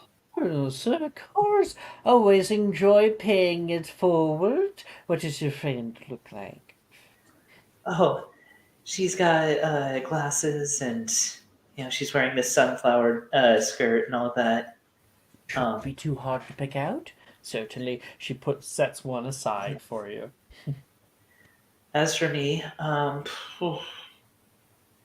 get 5 licorice wands, 4 exploding bonbons, 3 packs of pepper imps, 3 pepper imps. What are some of the other candies? Oh my gosh. I do just for, like, shits and giggles. I wanna take a little inventory here. Where's my paper? Oh, I had one.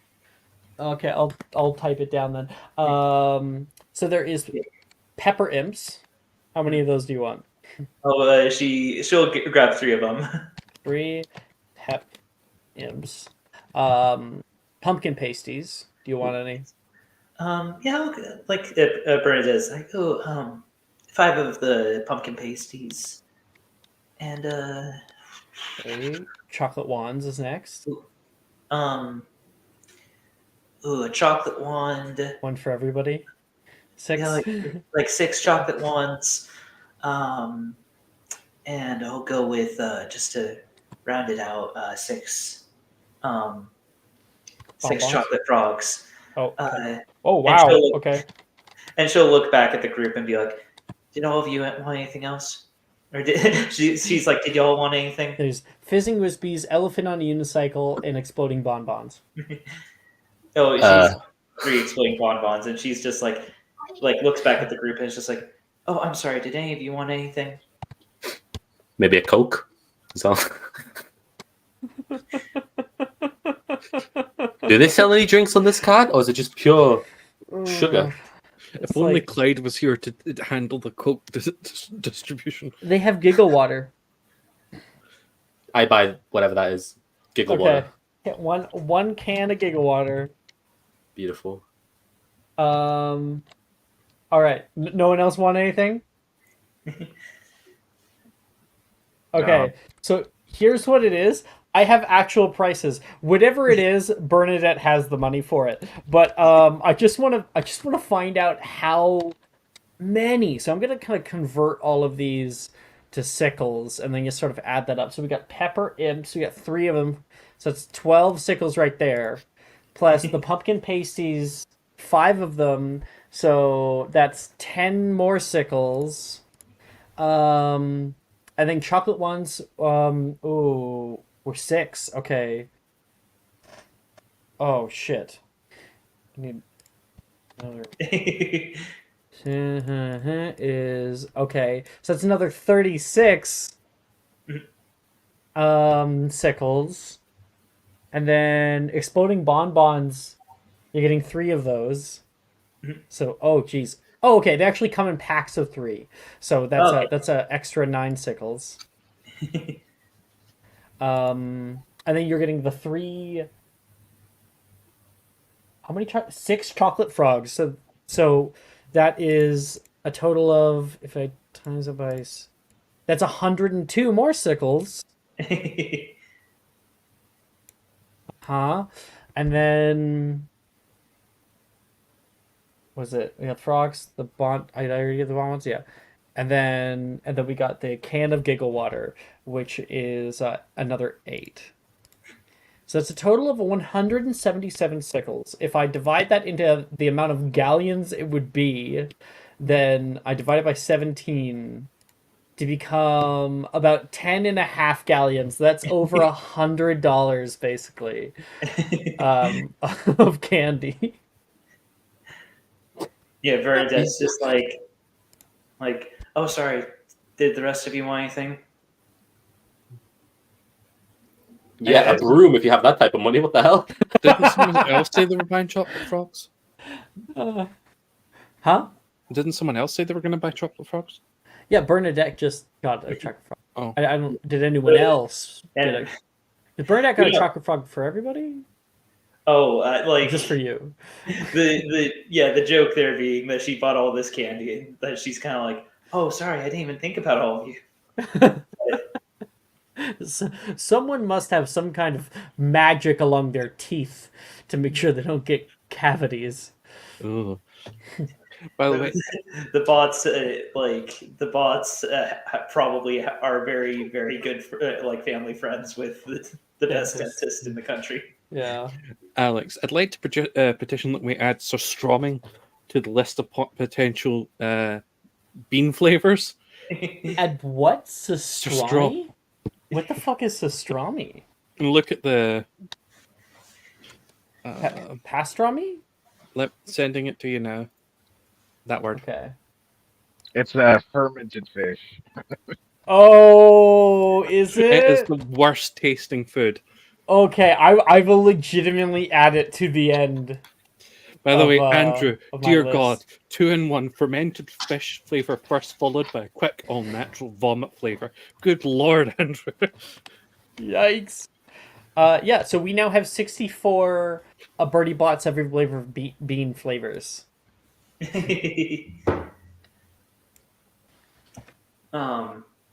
you want me to send you that list, Bernadette? Oh, I'll just copy and paste it.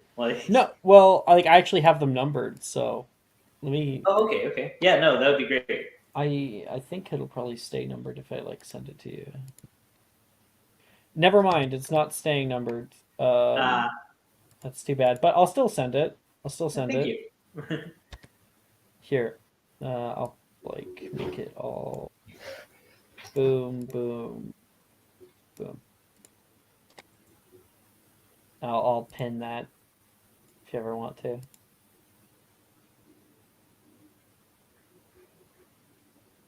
Fantastic. But Bernadette will share where if anyone wants anything. She's like, oh, I feel rude. If any of you want anything, feel free. Throw one of those exploding bomb-bombs in my mouth and see what happens.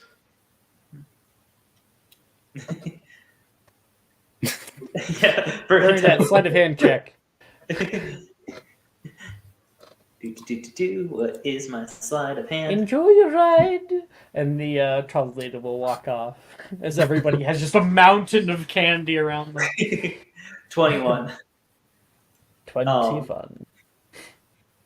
And I'm imagining like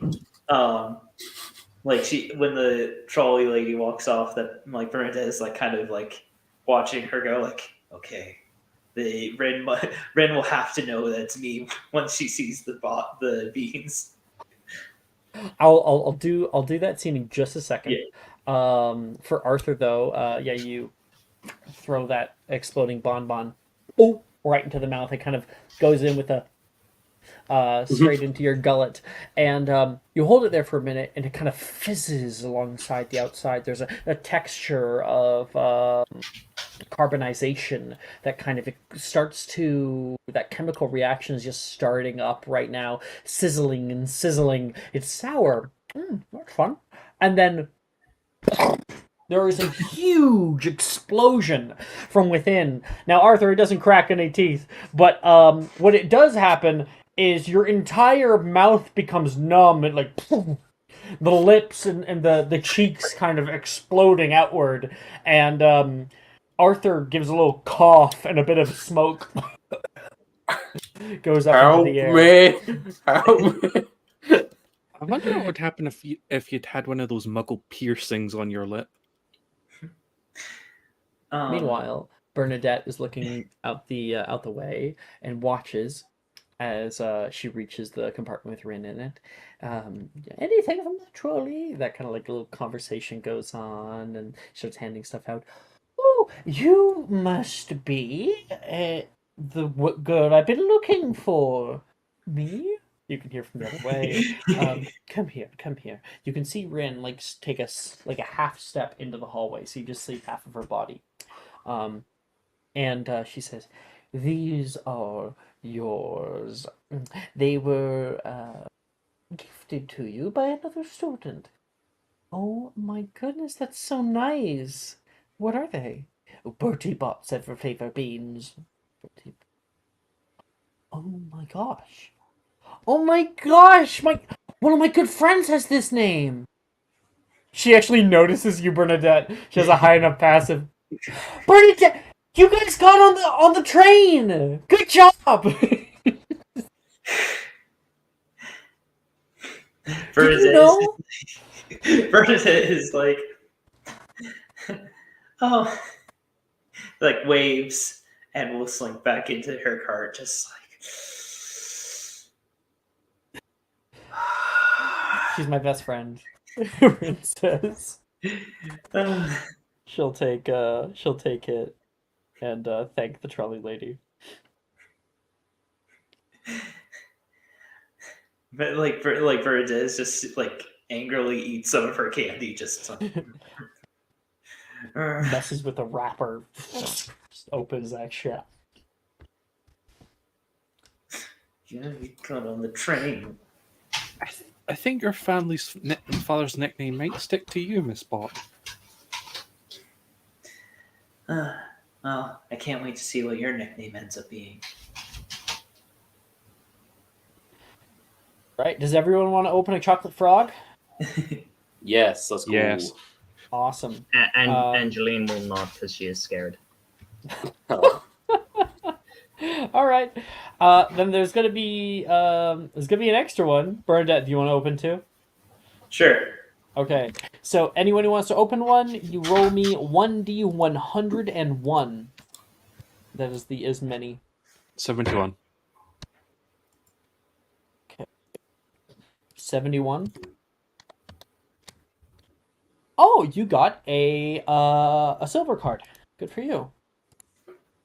You got Queen Maeve, a famous Irish witch who lived during the Middle Ages. There you are. Next one. Anybody? I got 53, which you rolled earlier. 53. Oh, you also got Greta Catchlove. That's wild.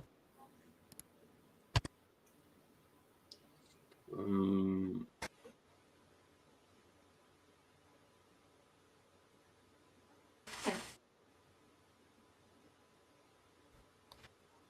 Next. Ooh. 15 and 67. 15. You got a golden card, Bernadette. The person who least needed one. You got Parcellus, a wizard and alchemist about whom very little is known, but was credited with the discovery of parcel tongue. Ooh. Yeah, that's a 10% chance right there for a gold card. And your second number? It was 67.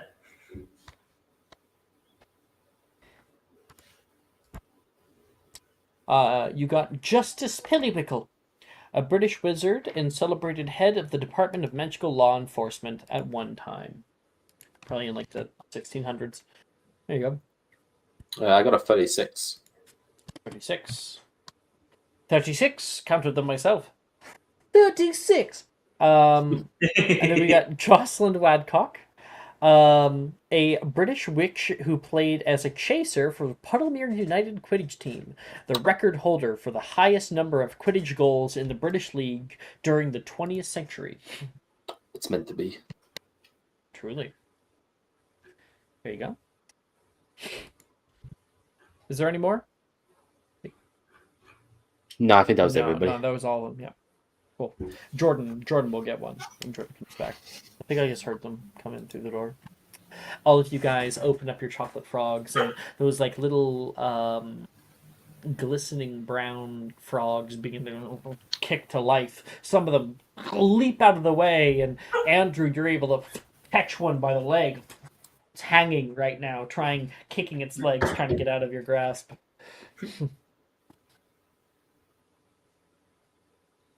Just bite into it. Arthur, as for yours sits there for a moment, croaks, and leaps away. Make me a sleight of hand check.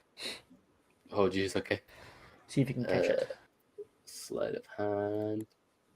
Boom. 19. You just saw Andrew. You know what's coming. You go to grab it, and it like slaps against your hand, jumps up into the air, rebounding, and then it comes down, and you catch it into your hands. You can feel it wriggling around. I want to like open up my hand a little bit just to look at it. Just look into Yeah. its little chocolatey eyes. And then like If you look over at it, it will open up its mouth and hit you with its tongue. Ow! I'm like, oh, okay, I was gonna let you go, but okay, and I just shove it in my mouth. Yeah. 2 legs are outside of Arthur's mouth, like kicking right now. I And like then he suck him in bites like down. spaghetti. Like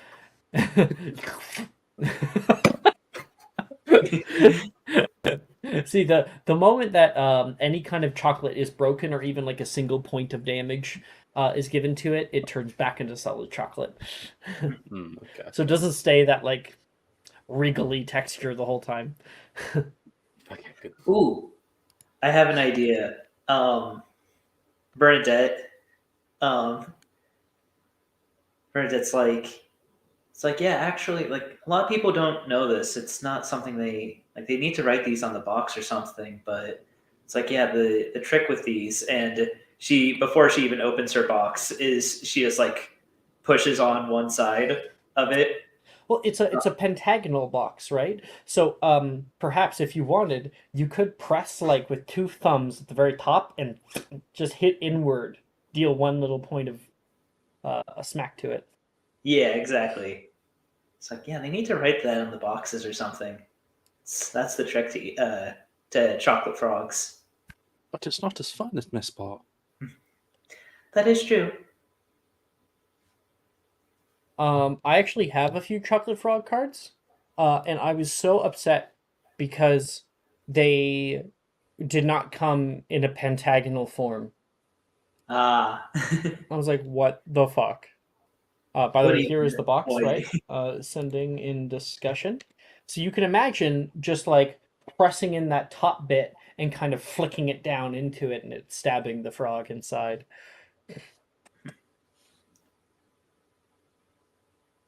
Oh, here's an even better. It's like a kind of clear image. Yeah, these are so cute, cool. Oh, here is here is a picture of your horde. Here's some more. Oh, I found another one. Oh, this one's just straight from Honeydukes, but Exactly.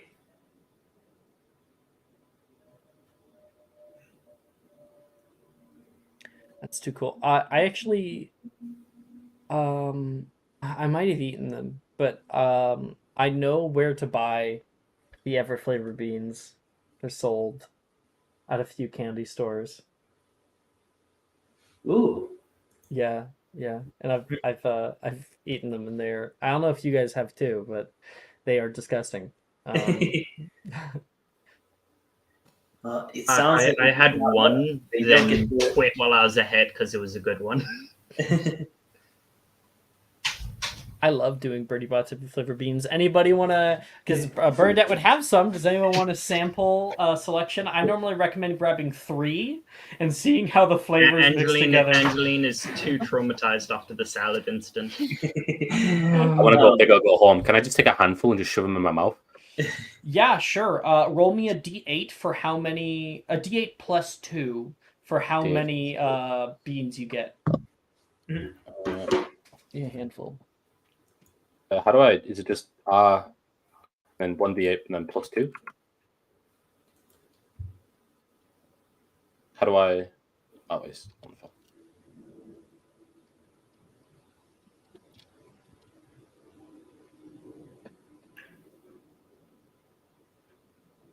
Sorry about that.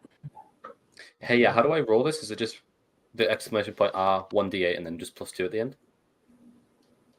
1d8 plus 2. Yeah. Exclamation point R space 1d8 plus 2. 10. 10. Oh, wow, that's a full 10? Damn! Roll me Yeah. 10d64. Oh, jeez. And you don't need to read them off to me. I'll be able got to good flavors. see them. Well, we're going to see. I mean, you're guaranteed for it to be disgusting. Okay, we Please got roast the straw. 2 apple, Okay. 38. Lobster, apple lobster. Okay, 4 belly button lint. Oh, God. 35. Horseradish. Oh, I hate horseradish. I would throw up just from that alone. 3 banana. 26 feet. Feet. You're in a good array. 47 pear. 40 marshmallow. Okay. 1 almond. And 58 toffee pudding. Okay. Huh. That is. I want you to make me a con save. When I think about the mixture of all these flavors, I would throw up. Personally, I feel like throwing up. It's a pretty good mix of good and bad. Yeah. But Yeah, the it's bad pretty are good. bad. Arthur, you like, oh, okay. Oh. It is your body is rejecting you because you like some of them and you don't like other ones when you bite down. I just want to look at Bernadette and be like, do people like eat these willingly? Is this like, is it like challenge purposes? What are these used for? Where's the enjoyment? I feel like I'm experiencing too many emotions. Bernadette is just like, Bernadette like pops one in her mouth and is just like, sold in stores all over the world. So they're a little bit popular, to say the least. Astor's going to open his jacket and pull out a little tub and pull out a single sweet and give it to Arthur. Here, have a palate cleanser, Arthur. He's just gonna sort of just blindly eat it because Astor seems like Was that like a dot of wasabi? What was that? It was the sour warhead, the same ones that are outside. I just Make another con save. Bro, I am dying out here. Okay. Ooh. 13. Yeah, it is of course a warhead. I don't know if you've ever had one, but Arthur's face shrivels up as it is one of the most sour things you've ever experienced. I tongue soldier burns. through it because I don't want to seem like he spit out sweet. I just soldier through it. I'm like, jeez, I think I'm done with eating food that you people give me. I'm no offense. what happened to that Gryffindor courage, Mr. Warbeck? I hearing this, you guys like, I'm brave. Fine. I'll eat anything. I'll eat anything. Bernadette, do you have something? Maybe a recipe of yours? Ooh, let me culinarian. Let me look at the recipe list. Are we just trying to kill Arthur at this point? Yes. Bro, my taste buds aren't gonna work after this. Recipes.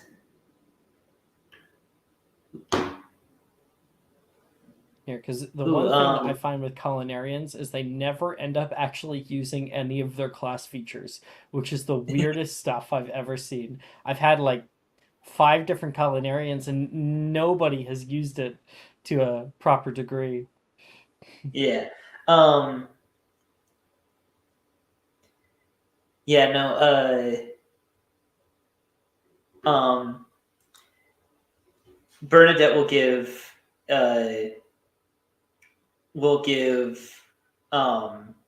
Arthur an actual palate cleanser. In the book it's called creamy milk risotto, but I imagine it's like a little bonbon, like with the cream, like a Cadbury egg.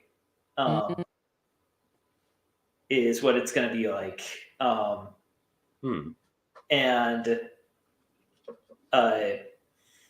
And yeah, with in the culinarian subclass. Sorry. Well, if went completely off the rails for a second. This deliciously smooth recipe is full of fresh herbs and served in a leaf of lettuce. Once consumed for the duration, you gain a bonus to all Constitution saving throws. That is a palate cleanser. So, but yeah, instead of the like how it's in the book, the creamy milk risotto, instead it's like a Cadbury egg. So Arthur, you're like, I'll eat anything. Bernadette holds a little chocolate egg out to you. He's kind of like worried at the speed that she like selected it out, and he's just gonna look at everyone. He's like, you whisper like, "God save me," and he's just gonna like he's gonna take it from her and just to get it over with. He like sniffs it a little bit. Does it smell good? Is it a good smell? Smells like chocolate, milk chocolate.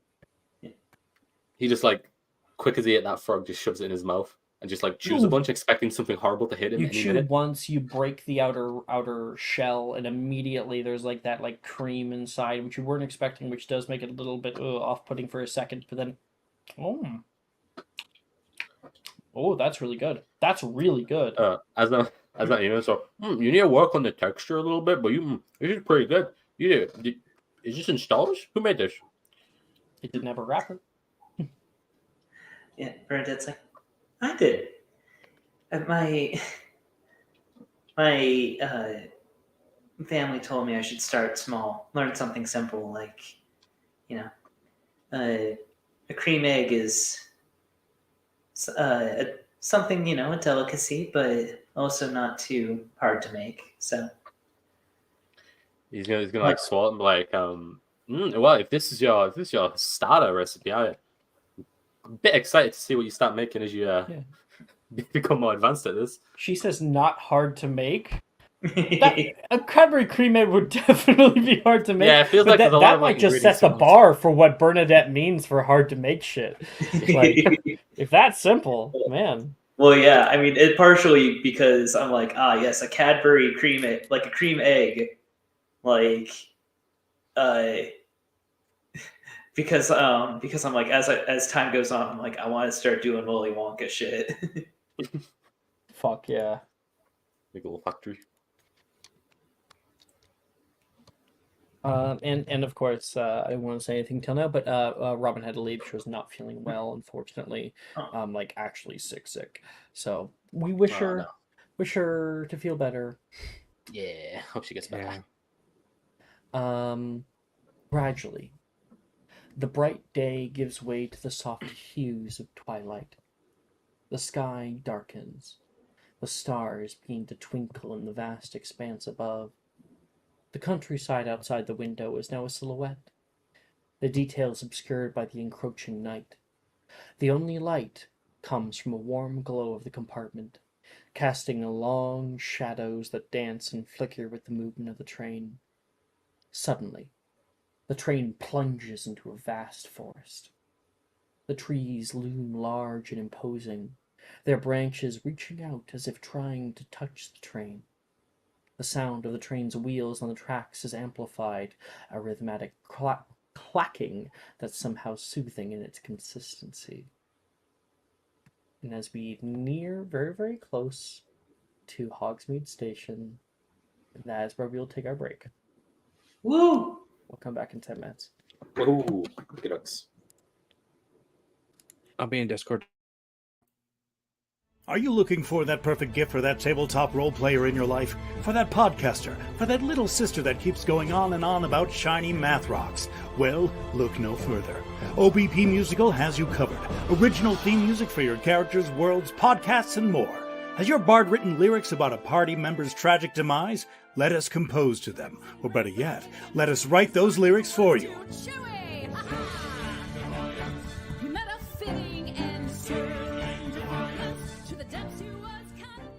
But the goodness, no, greatness, doesn't stop there. How would you like a cast member of Les Miserables, Disney, or Come From Away to sing your pieces? Oh, you bet you would. Fully orchestrated cinematic pieces. Pieces like this. Who'd rise to meet the call, who'd fiercely face the danger, be a hero to them all. For the hordes of people We have 8 vocalists, 7 composers, 2 lyricists, and an admin team ready to take your request. For as low as $60 US, you can get your own musical theme. OBP Musical, making fantasy a reality.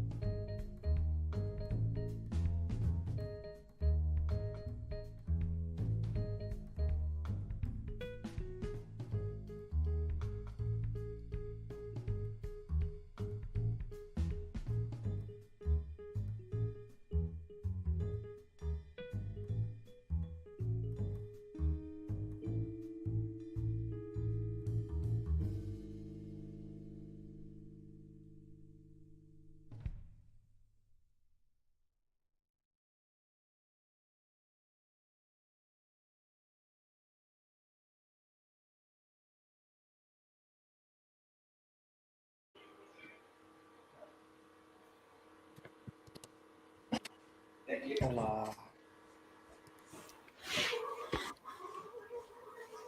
Jordan should be here in a moment.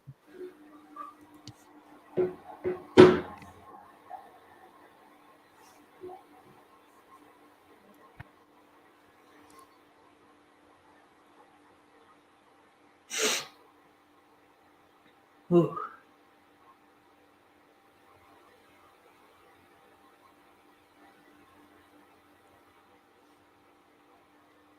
Okay. I'll check if Jordan's coming back. Jordan, are you hopping on? Okay. He says yeah. Hopefully everyone's had a good morning/afternoon. Yeah. So I Yep. know half of us are in the morning, half of us are in the afternoon. Time is it for you, Toast? What was that, sorry? What time is it for you? It is. Oh shit! Wait, just 1 second. My mum needs Are you something. on- 1 sec. Oh, okay. Light Fever, are you on like Greenwich Standard? Think I am. It's always weird. Sometimes it changes. Let me double check. Your time zone changes? No, it feels like it's some. Let me double check. Like, I don't think that happens. No, I'd believe you though if you told me. He's streaming from a ship in international It's in a waters. constant state of quantum flux. Yeah. As time is. Oh, Jordan's here. yeah, it's 0. Sorry. Yeah. Oh Greenwich no, Standard. it does switch because it goes from UTC 0, which is Greenwich Mean Time, to UTC 1, which is British Summer Time. So our time zone does go wee. That's weird. Super weird. Toast, are you back?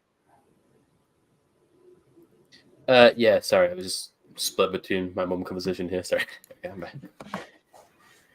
Are you on the same time? Are you on Greenwich Standard? Yeah. Cool. All right. Well. Okay. Oh, well, I still didn't get... What time is it for you, Life Fever, right now? Oh, maybe he's gone. Light Weaver. It's like 6:40 p.m. Yeah, Like- it's 6:40 p.m. Oh, damn. Okay, well, I'm ready to begin. I'm ready to keep going. I moved Kian and Bernadette so Kian and Astra can be next to each other and Bernadette can be down here. With me. Heck yeah. Blonde gang. Yeah. Cameras on the left side. Okay. Where am I? Kian missed a few entertaining things. That's okay. Yeah. I had to go get my kid. Yeah, you got her pants. You good? I am so annoyed with what happened there, but you know what? I'm just gonna not talk about it. Okay. They said she had diarrhea. She does not have diarrhea. Hmm. And they wanted me to come get her because there wasn't another pair of panties in her bag. I'm like, and? Did you just bring her? You brought her more, right? No, I didn't know what was going on, so I just drove there because I was confused because I was like, I knew that I left an extra pair of panties in the bag, so I was like, why would they not just put the new panties on her? So I just drove over there because I thought maybe she was like Is she actually home had now? diarrhea. Yeah, she's home because I thought she actually had Oh. diarrhea because that's Okay. what I was told. Sorry, I tried to tell you to like grab her some pants. No, it Adley, wasn't her pants; it was just her panties. Adley, where's she? The one thing that happened while you were gone, Jordan, was that Bernadette bought Ren some birdie every flavor beans. To be like, hey, look, I got you some candy, and it's the big famous candy. And Ren's response was, "Oh, your candy's on the train too. That's nice."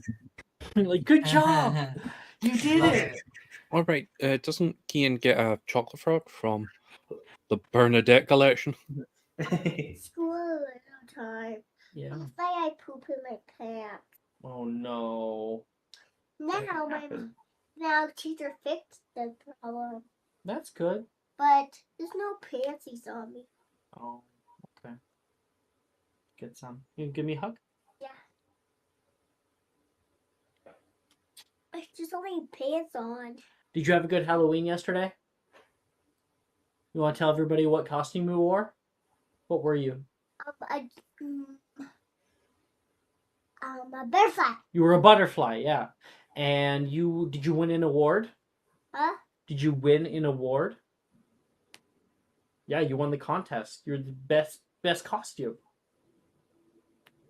Yeah. Okay. I just wanted to say hi since you were home. I love you. Okay. Bye-bye. No more candy. No more candy. There's candy out there. I told her she can't have candy because she you pooped in can't her have any? pants. That makes sense. Okay. He's little. Okay. Yeah, I bet you anything she's doing that thing where she crosses her legs and refuses to go to the bathroom and then poops in her pants. Maybe. Nah, I don't that's know. totally what she's doing. She did it yesterday, unfortunately, as well. But it was just a little bit. Hence what I'm Anyway. talking about. With a screech of metal on metal, the train begins to slow. The forest outside the window becomes a blur of green and brown as the Hogwarts Express comes to a halt. A voice echoes through the train, clear and loud, despite the residual noise of the slowing train. "We've arrived! Hogsmeade Station!" it announces, and a wave of excitement sweeps through the compartment. On the way here, you would have been asked to get into your proper robes and whatnot. We are opening it up as well, that you can have custom uniforms. It just has to like follow the uniform feel. Yeah, but you can look however you want. Where am I? Right. People get up from their compartments, grab their luggage from overhead, and head out onto the steaming station. I'm just wanting to grab some new music for you guys, since now we're moving on. Harry Potter music.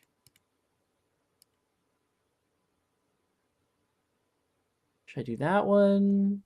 I think there's like a Great Hall one, which should be perfect. Hogwarts Christmas, Hogwarts Hogsmeade. Where is it? Where is it? Hogwarts Great Hall. Okay, sending to you guys now.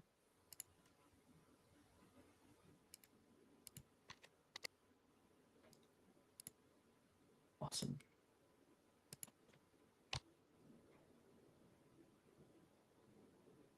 Okay. Stepping out into the cool night air, steam rolls down the tracks, and the flickering of lanterns dot the wooden railings. "First years with me," you can hear down the way, and stare out at a huge man, 2 times as large as a regular person, and about 3 times as wide. Long brown hair cascades down his back, with white streaks that run through his bushy beard. "I'm Professor Hagrid. This here is Professor Flitwick."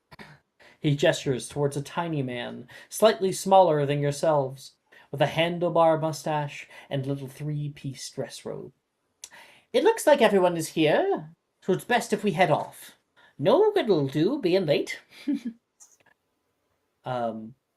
I realized that I swapped up. That was Hagrid who's supposed to say that, but that's fine.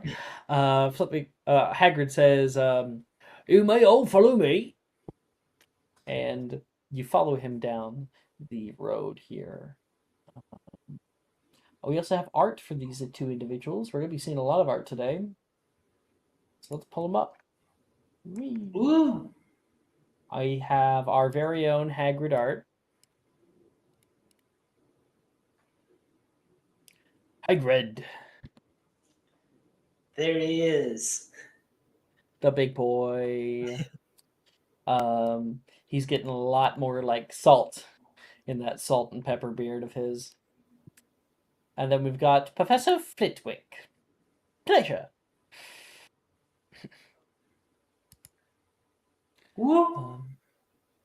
Leaving Hogsmeade Station behind, you make your way down to a winding path to a small dock. The dock is humble, made of weathered wood that creaks underfoot. But nearby, a fleet of small blue-painted boats bobs gently on the black lake, their hulls casting long shadows on the glass-like surface of the water. Stepping into one of the boats, directed by the teachers, you feel it sway gently under your weight. When everyone is settled, Hagrid announces, "Away!" and the boats move of their own accord. The journey across the lake is serene. The only sound is the soft sputtering of the boats cutting the surface of the water. There's no wind tonight, and the lake is as still as a mirror, reflecting the star-studded sky above, the dark silhouette of the forest around it. It's a surreal sight, as if you're floating in a world all of your own. As the boat rounds a bend, the sight that greets you is nothing short of magical. Hogwarts Castle, set upon a high black cliff of dark stone, majestic and imposing, rises from the shoreline. Its towers and spires are bathed in soft moonlight, their outlines a shimmering mirage sharp against the night sky. The castle's reflection in the lake is a mirrored image of what is above, a ghostly echo that adds to the ethereal beauty of the scene. Its torchlit windows and doors mimic the very starry night above. And as you draw closer, you can make out the details of the castle. The arched windows, the stone gargoyles, the ivy creeping up the walls. The sight of Hogwarts fills you with a sense of wonder. The boat glides into the boathouse, and you step out onto the dock. Hagrid grabs kids with one hand and just deposits them down on the ground. Up this way! They'll be waiting for us. Professor Flitwick leads the kids who are getting out onto the dock up the switchback stone steps. I am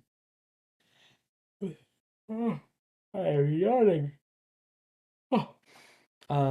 Going up those stone steps, you rise into the viaduct courtyard and see a large door of wrought heavy iron. But instead of heading inside, Flitwick leads your group through a small side door and into an open circular room with checkered floors. This is the room of reception. I'm just going to go see and check if they're ready for us. I'll only be a minute. The room is filled with portraits, some hand-drawn, others moving photos, each of a graduating class of Hogwarts rising ever higher into the ceiling. Bernadette, I'm guessing you're going to want to go try to find your family in the pictures, right? Oh yeah, I feel like she knows exactly the year that she's like going back. She's like looking for Bertie Bott specifically, her grandpa.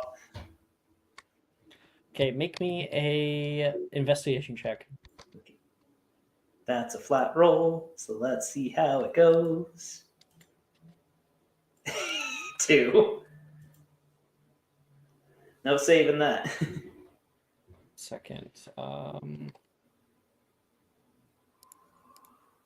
Oh, you got a 2? Yeah. Great. You can't seem to remember the year in which he graduated Hogwarts. And Bernadette's looking desperately for anyone. Of course, what you recall of Bertie Bott is this old man. So it becomes very, very difficult. I'm about to send an image. It becomes very difficult to find literally anybody else in all the hullabaloo. That is Birdie Bot, your grandfather, but him old. He would have graduated in out of character here in 1952. Yeah, Bernadette is just like, well, family history. There have been a lot of bots in Hogwarts, so hard to keep track of all those years. Huh. There's my grandfather. You can hear another girl nearby. She has red hair with tight braids on either side. She looks over toward you. What's your family's name? Oh, bot, BOTT, like the every flavor bot. Oh. I once got a bogey flavored one. Oh, that Bernadette's just kind of like, really? I don't think I've encountered that one before. I was expecting an apology, but that's fine. This girl says, looking back. We'll show art of her in a little bit. Bernadette's like, well, I would apologize if it weren't fun. That's the whole point of every flavor beans. She gives you like an odd look for a moment, just trying to measure what she wants to say before deciding to remain silent. You can hear, a matter of minutes later, Flitwick appears in the doorway. You can hear him. They're just about ready. Follow me, everyone, and stay quiet. Single file, please. Professor Flitwick leads you all into the entrance hall. Two stone braziers adorn the side of a great brass door with artistic carvings over its face. Flitwick stands in front of the door, transfixed. He fixes his bow tie, and the doors open with a bright sliver of light that hits Flitwick's face happily and widens to show you all the great hall of Hogwarts School. I can.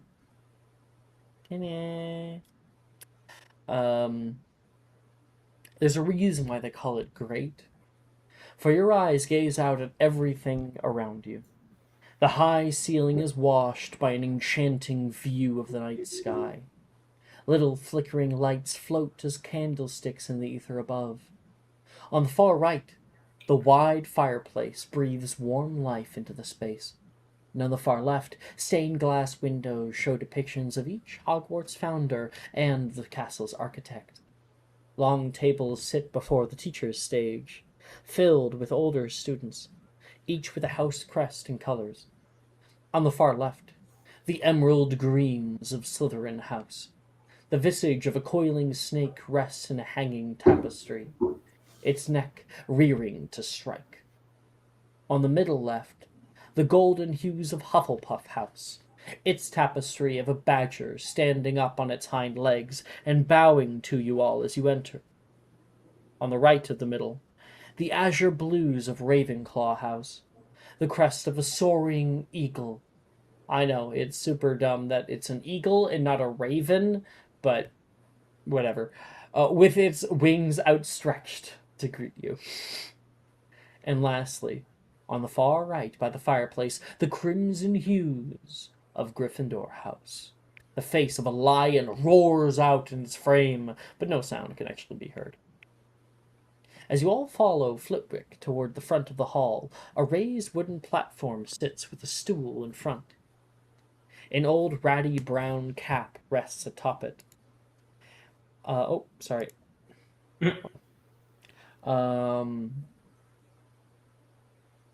An old ratty brown cap rests atop it, and a woman stands at the end behind an owl-like podium.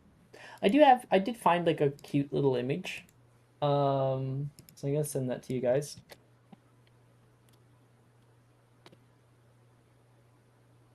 Oh, Ooh. Cool. yeah, it's a pretty image. Yeah. It's right here. Okay. This woman, her hair has been braided up. A long green dress fades to black and trails to the floor. Pointed shoulder pads and a simple locket adorn her, and she looks at each of you in turn before the room goes silent. As Headmistress McGonagall speaks, I'll have art for her as well. Should be right up at the top.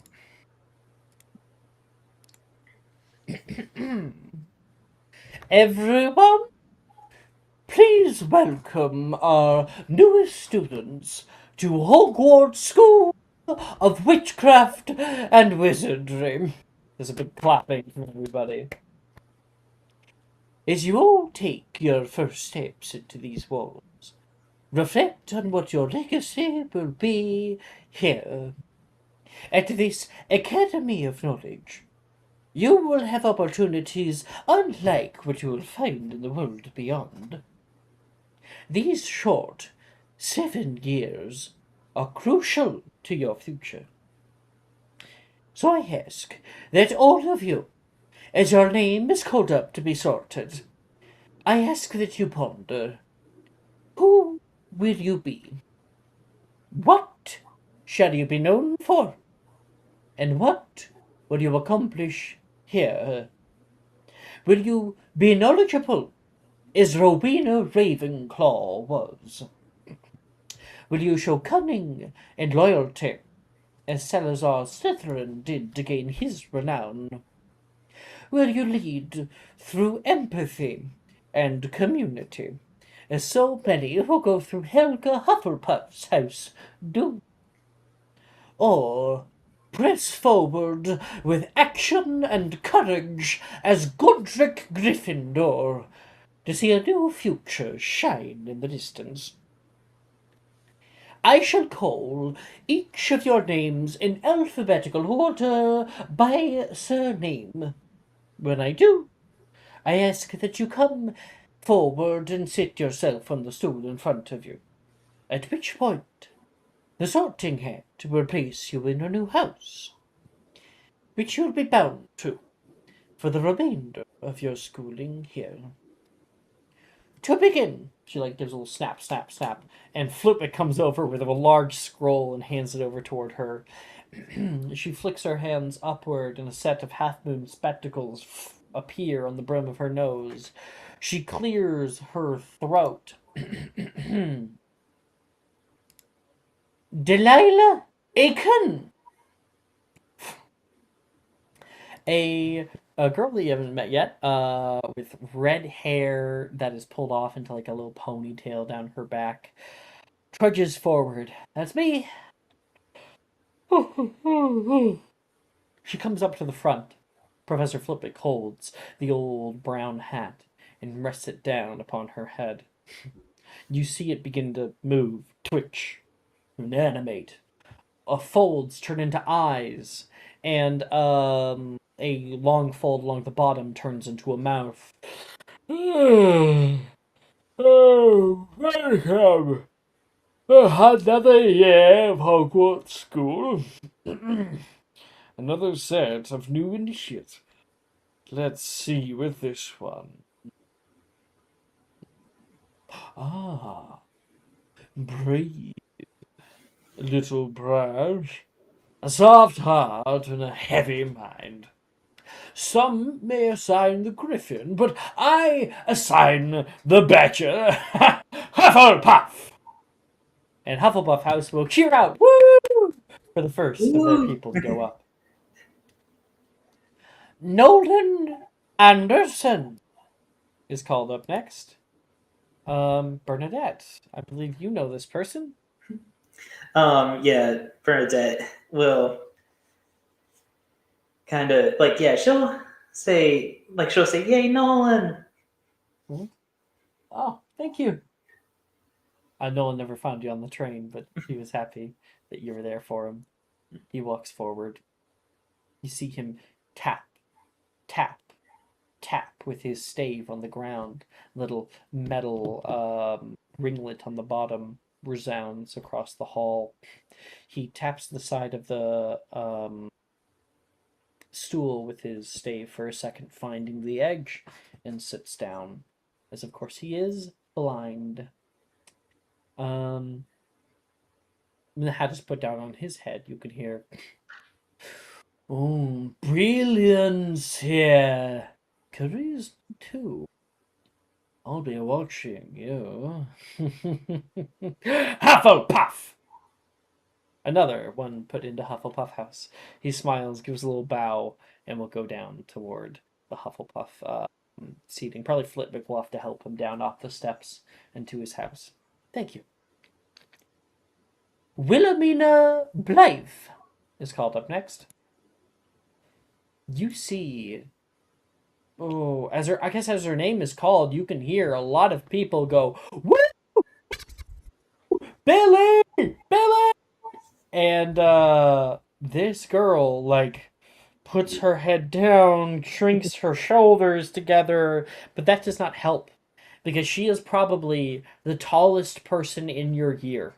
You don't feel giant's blood by any means. She's just the big boned girl. She has long blonde hair that kind of cascades down and waves down her back, all the way down to like her butt. And these little circular glasses that she fixes on her head. She closes her eyes, not wanting to go out into the crowd, but she does so anyway. She sits down awkwardly. There's a moment. There's some whispers going on from the crowd from her, what is obviously her siblings. And then you can hear, yes, yes. You would do well, as always, Miss Blythe, in Ravenclaw. You can see like a little sigh of relief come over her, and her siblings go, "Congratulations!" She, again, looks very uncomfortable by their applause and will go to sit down.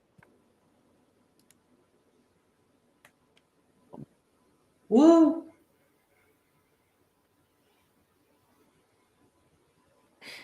The next name, Bernadette Bott. Bernadette's gonna walk up with like a smile, like a big smile on her face and everything, because she's kind of just like, oh, well, I guess we gotta get formalities out of the way.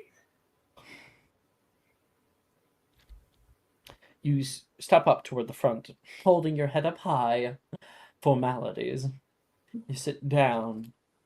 The hat places down on your head, and it kind of sinks a little bit too much. Your head's so small for it.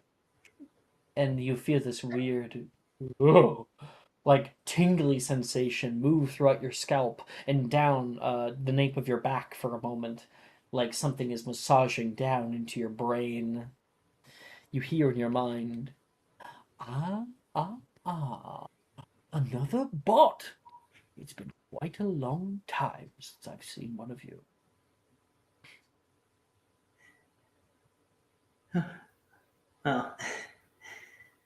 Well, I hope it's a good reunion then. Very much so. Interesting. Very interesting. You're a very unique person, Miss Bott. There is much that you've got to learn, but I'm certain that you will find it here. Yes, I see ambition, the makings of a leader. I see a natural charisma, a sense of power, determination. All of the qualities that I would see in. And in your mind, what do you say? Like Bernadette is just like waiting for the hat to declare Hufflepuff. She's just like, Bernadette like sits there for a second, like she doesn't even like really move for a second. She's like, okay, so are you gonna declare what house I'm in? Interesting. All right, good job, Miss Bernadette. To your house, please. You look down in like a denial and a horror, and you can see the green trim the trim on your robes that was actually like gray has turned into a solid green emerald. Have fun.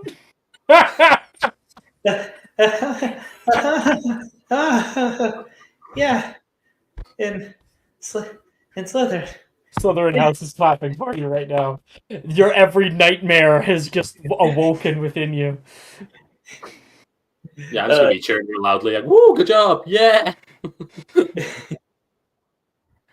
Rin's like, Um, I hate you did this insight check.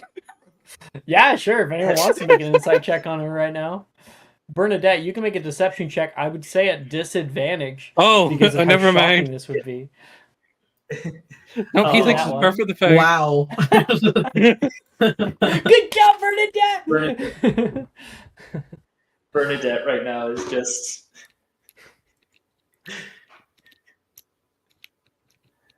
Well, you put it. Nice. Oh, did you put a GIF in chat? Yeah.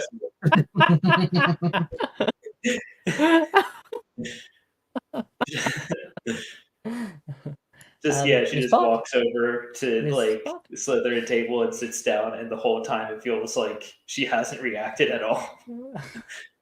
You look like Taylor. The next person, their name is called Juniper Byrne. She was in your group. This girl with her hair braided into a solid red braid down her side, kind of strokes it nervously, but moves up confidently. She sits down.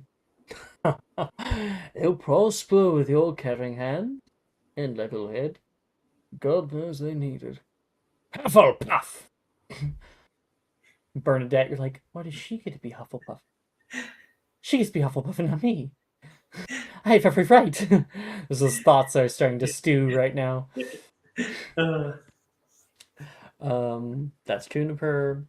Reese Castelli is up next. Reese strides up to the front. He looks a little bit tired. His hair is a little bit messy in a kind of cool way. He sits himself down with his hands in his pockets. The moment his name is called, you can hear, "Don't trip!" from the upper years, from, I guess, the second year. And then you can hear another voice go, Darian, cease. And that would be his older sister who's in 7th year, all the way at the far end of the Ravenclaw table, yelling at her brother. Difficult. There is a struggle here. I'll need to prove yourself.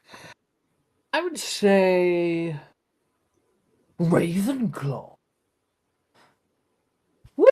Good job, Reese! With 7th year, there's a girl clapping. May as well show off his siblings, since we have the art for it. Upperclassmen, no, not baby upperclassmen. Darian. There he is. This is Darian. His brother is yelled at him to not trip.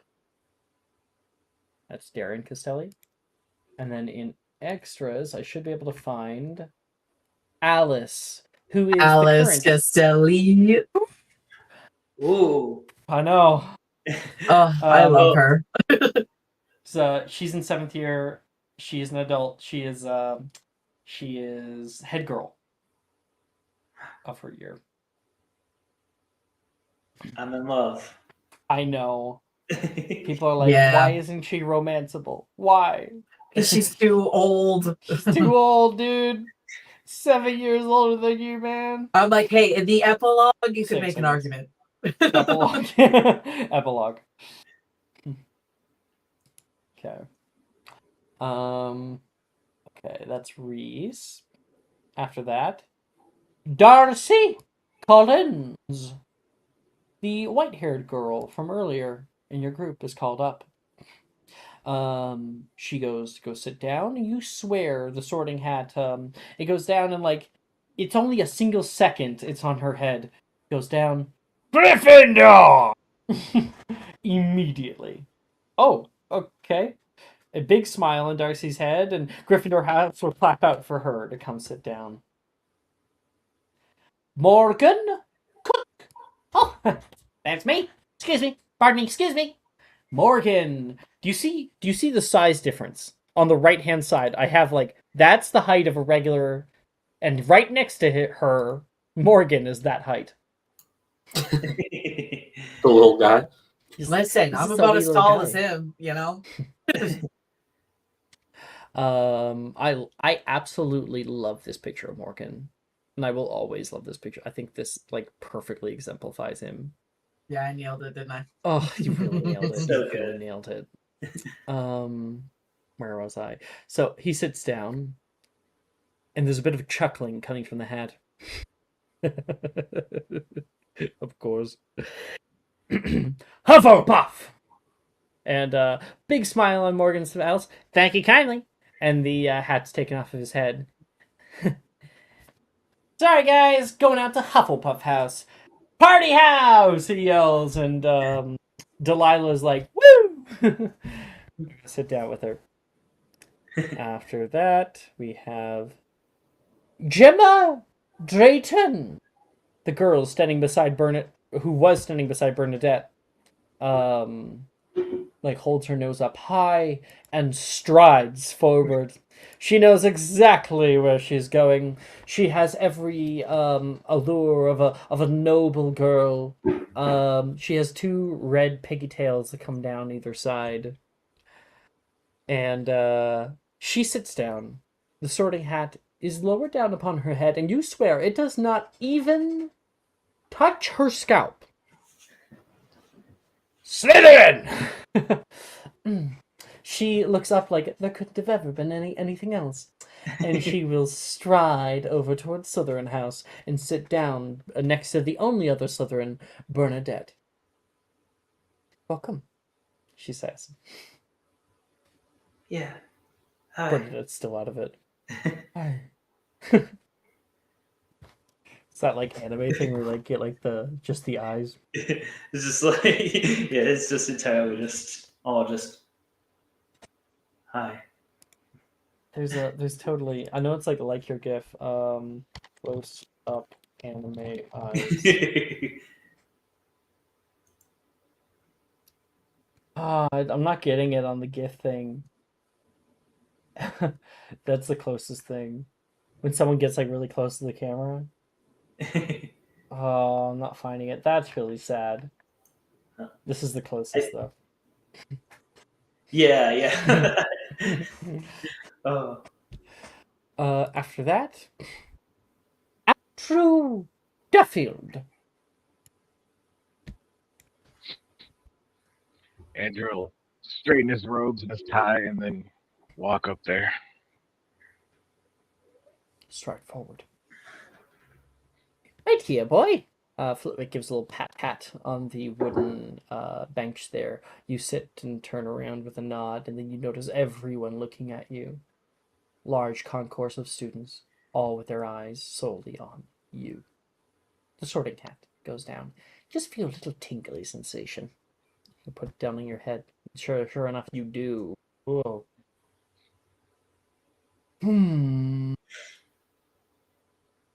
Ah, Mr. Andrew, you can hear in your mind. Lots of expectations to live up to, don't we have, boy? Just start thinking Ravenclaw. I can hear you. We can conversate a bit. But I suppose you're not wrong. There's a heart full. He says, there's a mind full of intellect here. Creativity that is yet to be unlocked. You'll find these to be your strength. I can see it already. Trust me, boy. You do belong. Ravenclaw will be his home. You can hear him call out to everyone else. And Ravenclaw House will clap out for you. Woo! Take a deep breath and then hustle over to the table. Reese and Miss Wilhelmina, also called Billy, is here to greet you. Hey, you can come sit by me if you want, Reese says. Thanks. The next name is called Janice Everton. And there is a girl with dark black hair, takes a slight breath. Her eyes transfixed forward, completely focused on the task at hand. She strides up toward the front, walking with grace, sits herself down, and you can hear, "Oh boy, you all need to make this harder on me. I don't know. Ravenclaw!" And the hat is taken off of her head. Gives like a little sigh of relief. And with a smile, she would go sit down at Ravenclaw House, just beside Billy. "Good evening," she says to those of you who are already there. The next Welcome. name, Esther Foley. Good luck, Kian. He's just going to walk forward, just sort of You nervously can do towards- it. Go, Esther. Ian's like hopping up and down and clapping over his head. And Esther's going to go ahead and just sit on the bench and wait for You can see all the eyes staring off on you. McGonagall looking at you keenly, wondering which one this will be. The way she even spoke out your name, she seemingly recognized it. You sit down on the bench and Flitwick looks at you.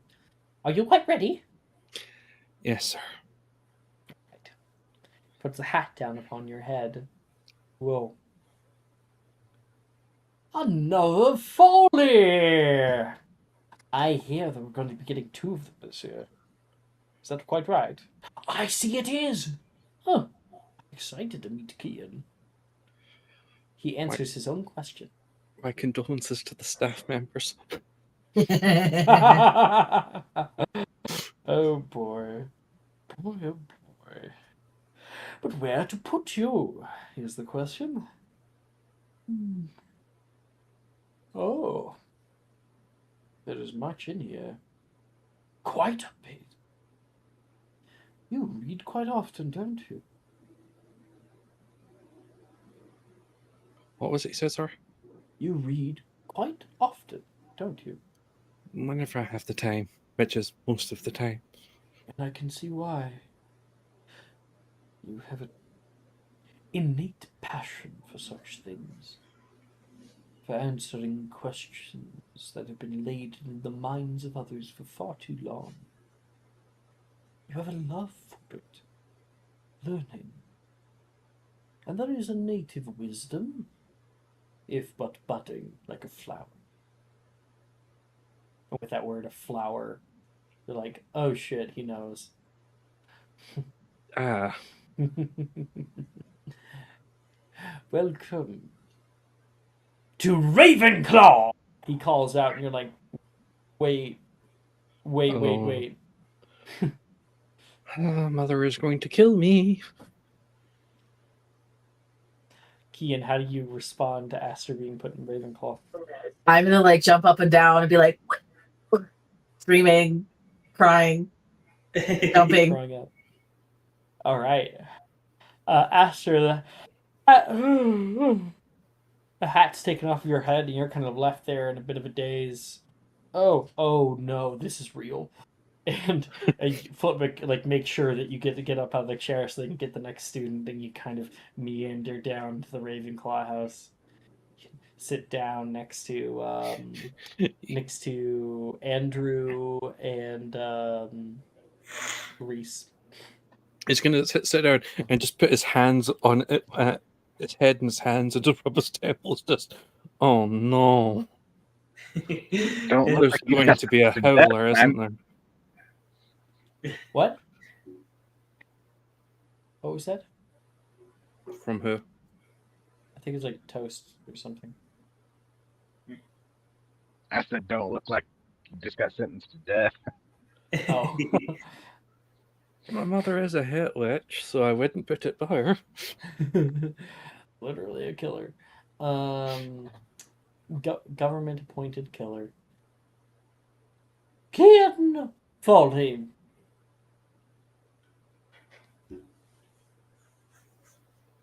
Hi, that's me. I'm gonna like run up there. I thought you weren't coming. Sit yourself right here. Sit down, and the hat is put down on your head. I was just talking about you with Esther. You do seem to be quite the precocious little sort. Huh? There is a warmth here. I can already feel it. Oh, I'm sorry. Is my head sweaty? Yes. I will take the hat off and like wipe the sweat Oh, off my hey, forehead excuse me. and then put it back. Oh! Don't mess with the process. I had to focus. Where was I? Right. I would say you have a bit of loyalty. You have patience. You're always forthcoming with your emotions. There's a kindness here, a spirit of fairness. You'll only see those traits grow as you grow up. Treats? I like treats. Do you have any candy in here? It's gonna take it off again and like look inside the hat. Kid, put me back on, please. There's no We have a candy way in of there. doing these. I'll put it back on. Hufflepuff! He yells out.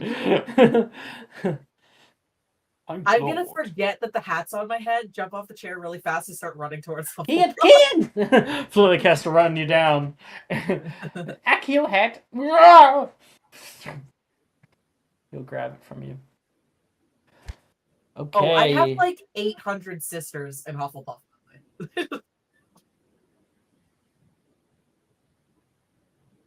800 is far too many. Yeah, not literally, but John and Kate there's plus several. 800. I can tell you how many sisters I have in Hufflepuff. Hold on. I am not role playing all of your sisters. I'm not That is asking not, you to. that is not happening. I'm just trying to say that there's like a gaggle of girls that are freaking out in Hufflepuff. 2, 3, 4 of them. Sure, most of them aren't like, oh. Nah, they're just like me, bro. Oh boy. That was crazy.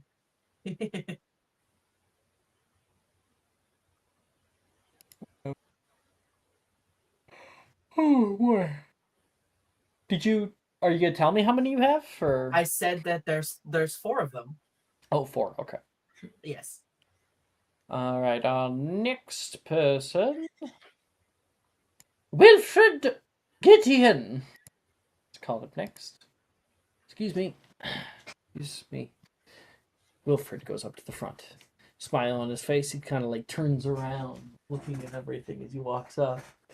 And kind of plops down on the seat. Alright, hat, give it to me. Hat lowered down on his head. Ooh, bit of a troublemaker. Watch this one, he says up toward McGonagall, who takes note. And then you can see him thinking hard. Not Ravenclaw. Not Ravenclaw. Not Ravenclaw. Oh, I don't think that'll be much of a problem. Hufflepuff. And Hufflepuff House just starts to clap as you can hear, what? There's a sudden silence that overtakes the room. Oh, I mean, yeah, Hufflepuff. And the kind of clapping continues, the golf clap, as he goes to sit down, holding his head low. Apparently, there's quite a few people this year who are surprised by the choice of the hat. Okay. Ernesia Green is called up next. She sits down, confident, happy. Oh, you'll need to train well in order to achieve that which you seek. But they will have you on their team, I assure you. Slytherin! It's called out. She would go sit down with you guys. Next. Brett James. Brett. Who? The boy. I'm just gonna kick Light Fever for a second. What? Hey, bring my cousin back. Brett. Don't make me come over there. Moves up to the front. Excuse me, pardon me, excuse me. And we'll sit down. I see the eye of an artist and the mind of a scholar. Ravenclaw! A big smile on his face. Thank you, thank you. And he will go sit down. Hi, I'm Brett. Hi, Reese. They start to meet. Rin Kaka is called up next. Rin runs up to the front, kind of skipping. She sits down and kind of bouncing on the seat. Please stop bouncing. Oh, sorry. Hat is placed down on her head.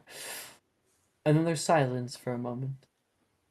And then there's a quiet chuckle that begins to begin.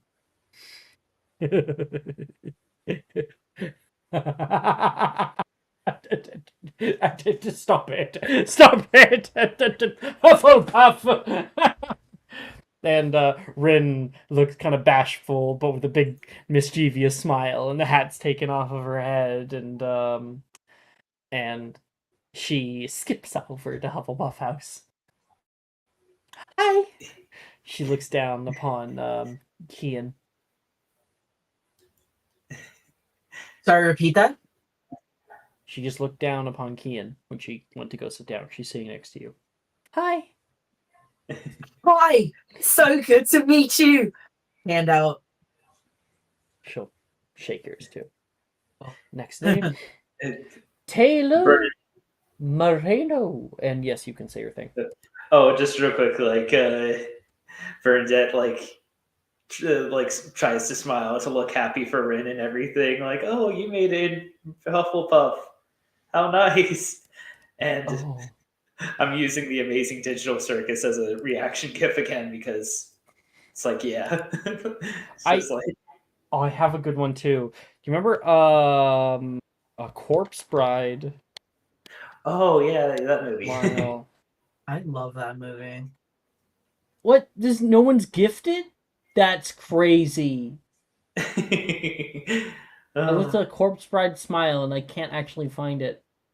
Oh, does anyone remember? Who does the smiley? Yes, welcome to our home. Oh, I don't know, but like, and like the quivering lips as it starts to like curl into a smile. Yeah. Oh, that's so sad that I don't have that. If anyone could find the first person to find that will gain inspiration. I know that Kian and Aster don't yet have one, and Andrew doesn't. Oh, I just haven't put mine on. I should have one. Oh, click it then. You give me earlier. Yeah. Because that's fucking hilarious smile, and I would totally see Bernadette like eye twitching. Oh my gosh, someone found it! Oh, it's Andy. Yeah, you already have inspo though, but yeah, that's great. Yeah. Welcome to our home.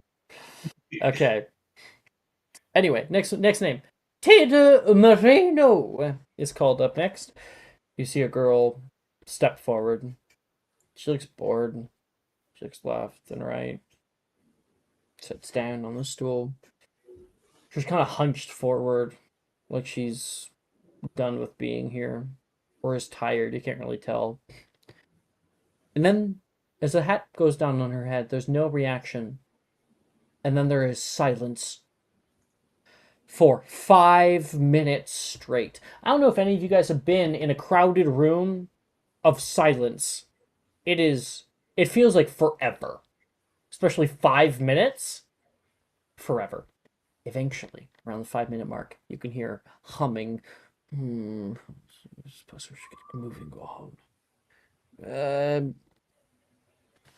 Slytherin. He calls out very quietly, and her robes turn green. Oh. She's gonna hop down off of the stool and walk down to Slytherin House. She'll sit next to Bernadette. She does not greet you.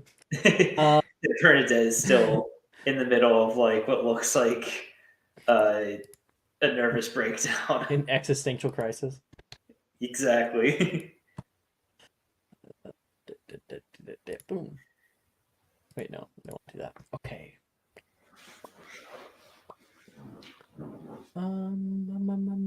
That's Taylor. The next name, Nate Matthews, is up next. He is sorted into. You can hear the heart on this one. Must be Gryffindor. He smiles and goes sit down. To sit, the second Gryffindor, he sits next to Darcy. After that, you can hear Sadleen Milne. And you can see a certain somebody up at the front, a certain teacher, going, "Woo! Sadie! You can do it, honey!"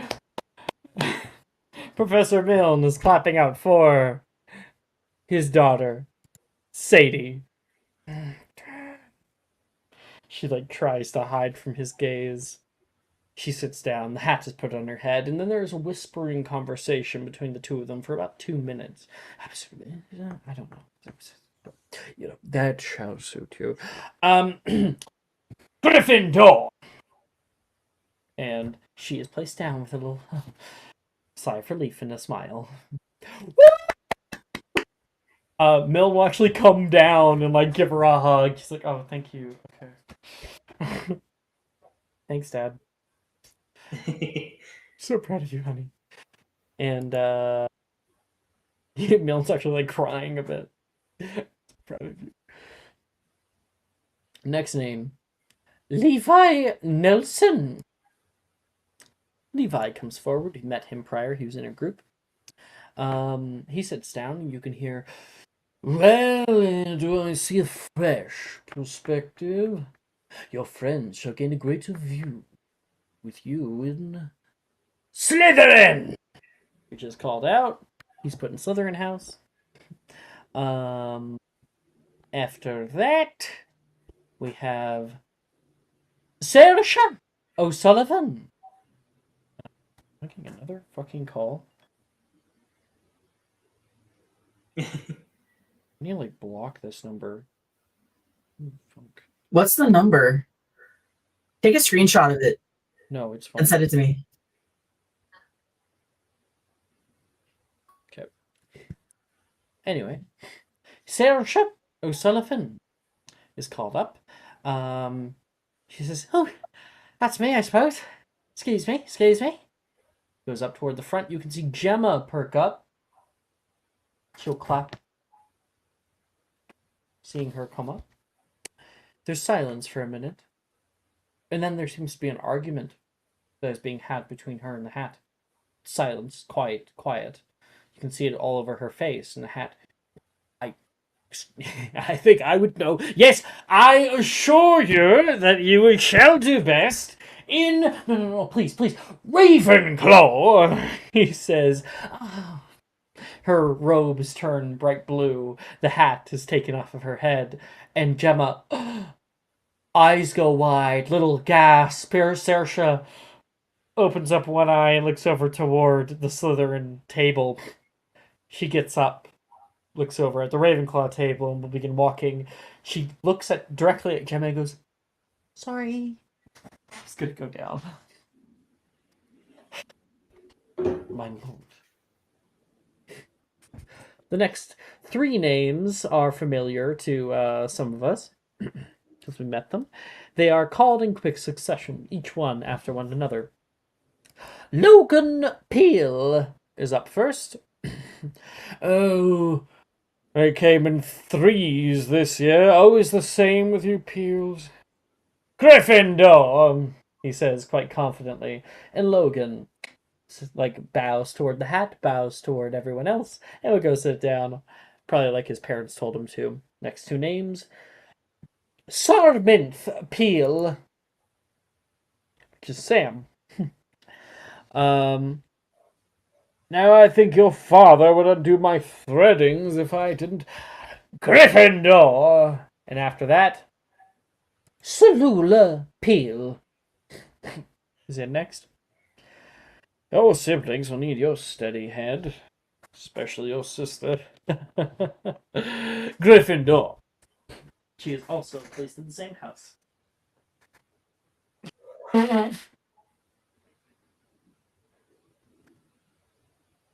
Okay. After that, Drusilla Pruitt is up next. This girl, she's got like a little cute button nose, very pale skin, slight amber eyes, dark black hair that she pulls behind one of her ears. She has a red headband on, and her hair has been pulled into 2 little palms at the back of her head. She comes forward and sits quietly down. The moment the hat touches her head, you can hear, "Slay!" Oh.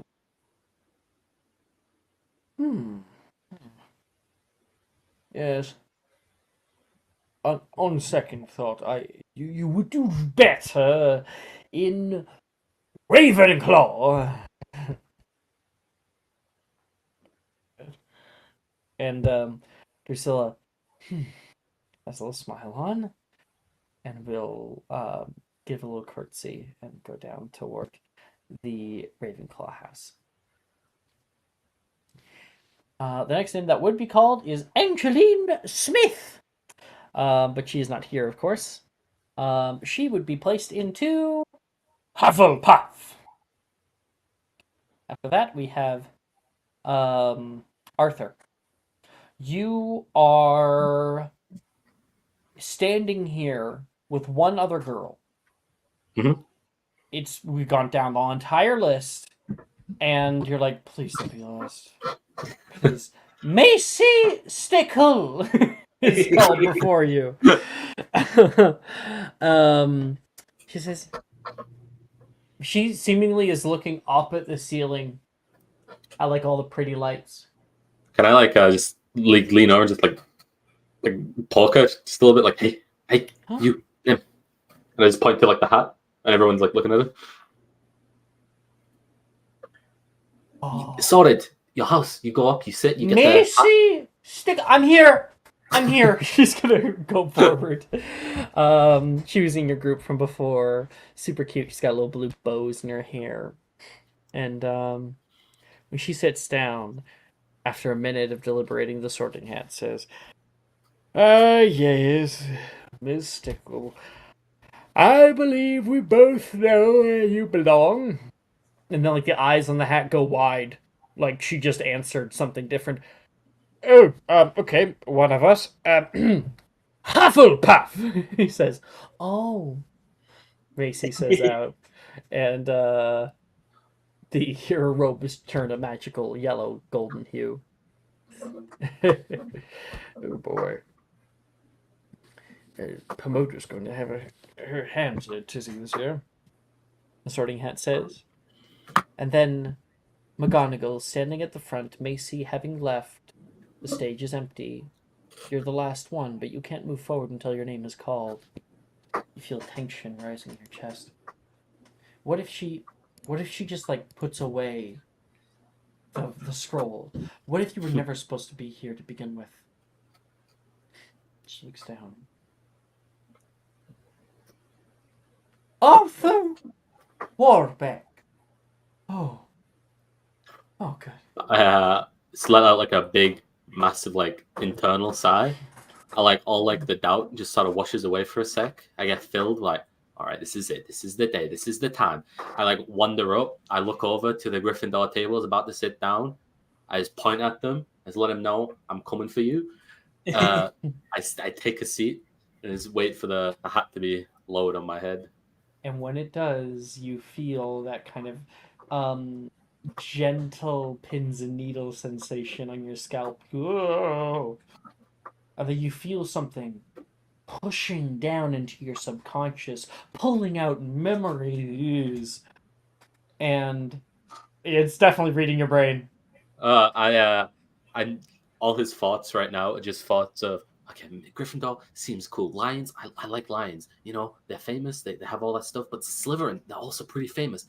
Oh, I want to do good, but also, oh no, they're kind of evil though. Just like a bunch of just swirling thoughts in his head. Only in your head you hear, I assure you that not evil. There is, however, some overlap between cunning and a disregard for constant morals. Anyway, it is very good to meet you, Mr. Warbeck, our final student of the group. Nice to meet you too. Hat, your name? Sorry, can you repeat what you just said? I was going to say, like, does Hat have a name? You like call Hat? Like, Call me Sorting, if you really want to. uh, As for some people call me, I have a constant residence up in the headmistress's office. Feel free to come and visit any time. But as for your house, you have your own ideas. Plenty of ideas. Some of them put a smile on this old hat's face.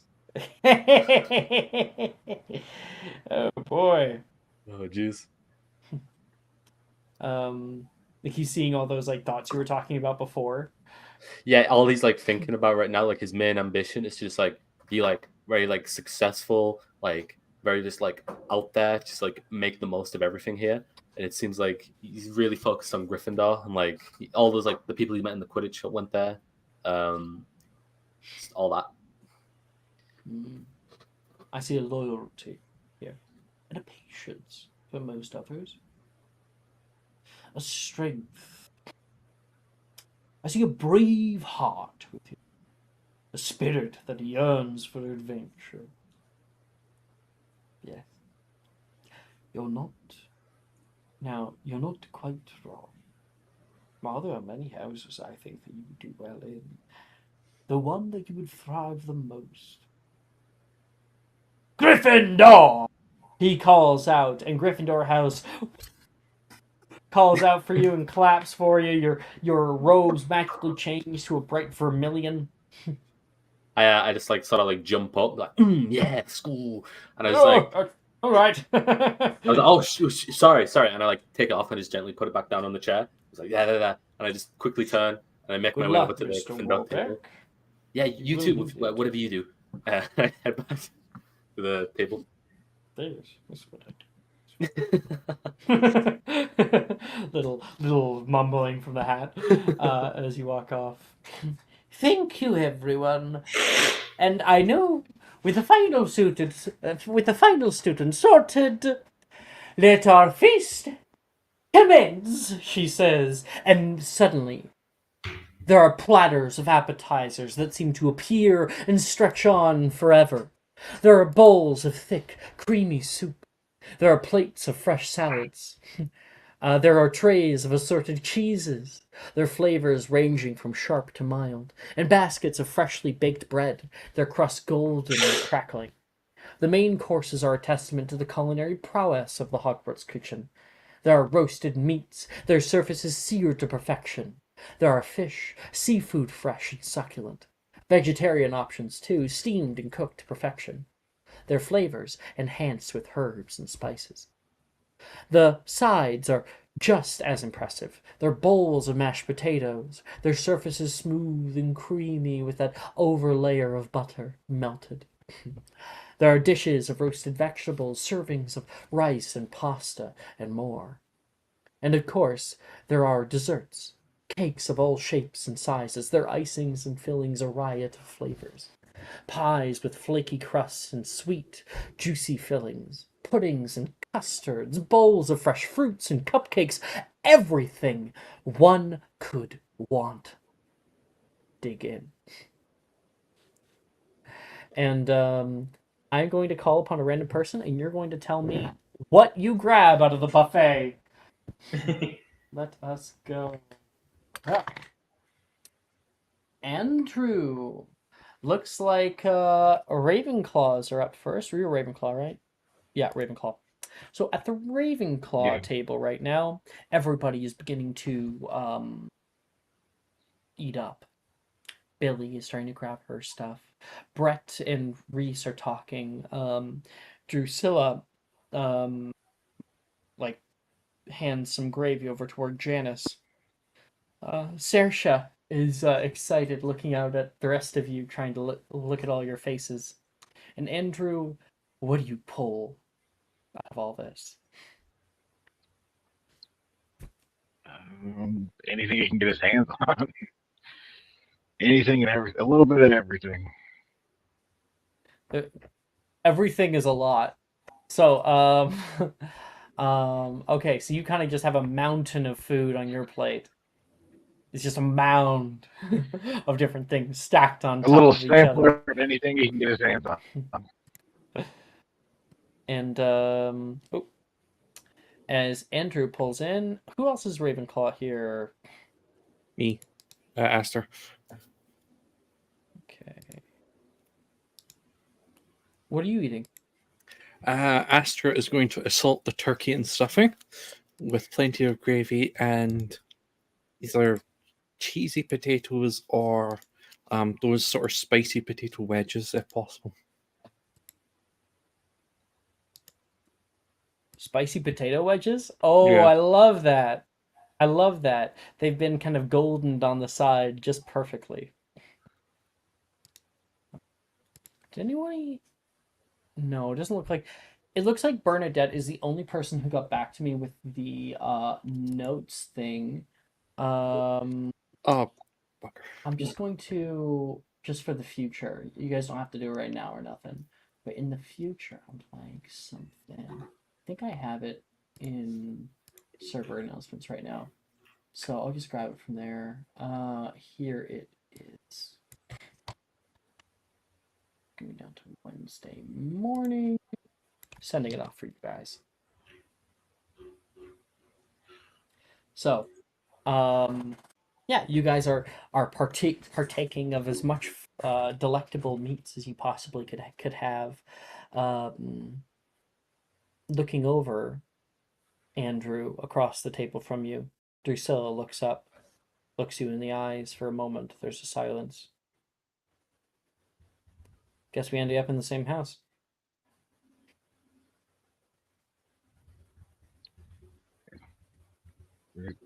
Was she the one that was looking at the cauldron? The cauldrons, yeah. You can see all of these arts in hashtag students first to fourth year. You can review all of that art. So Drusilla is this one. Don't you think that's a little much? She says, looking down at your meal. I didn't eat on the train. Oh. You know they serve food in their caboose. They did? They did? Reese exclaims.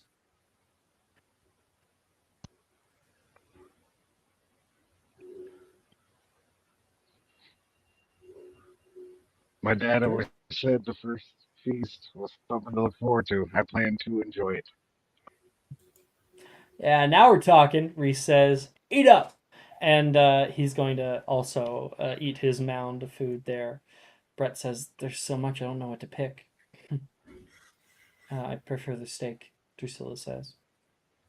You can see kind of like a rare steak that she is cutting into right now.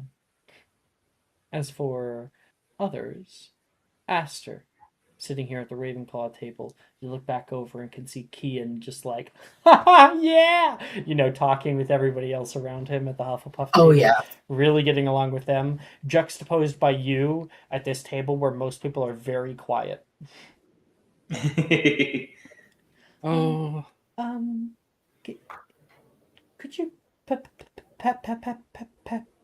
the gravy, please? oh, of course. I didn't mean to hog it. He's just going to carefully hand it over.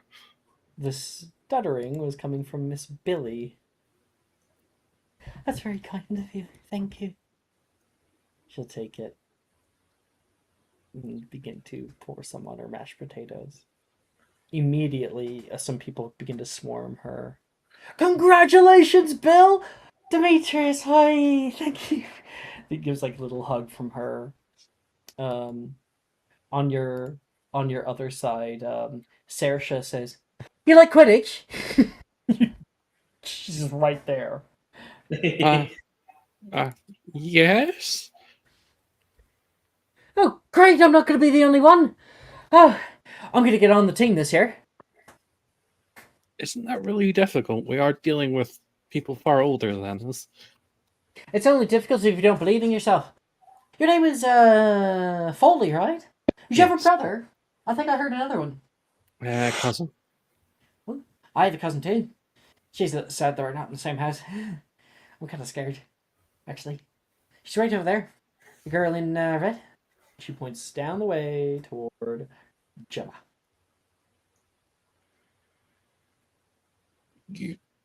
With respect, from what I've seen, you two don't look alike.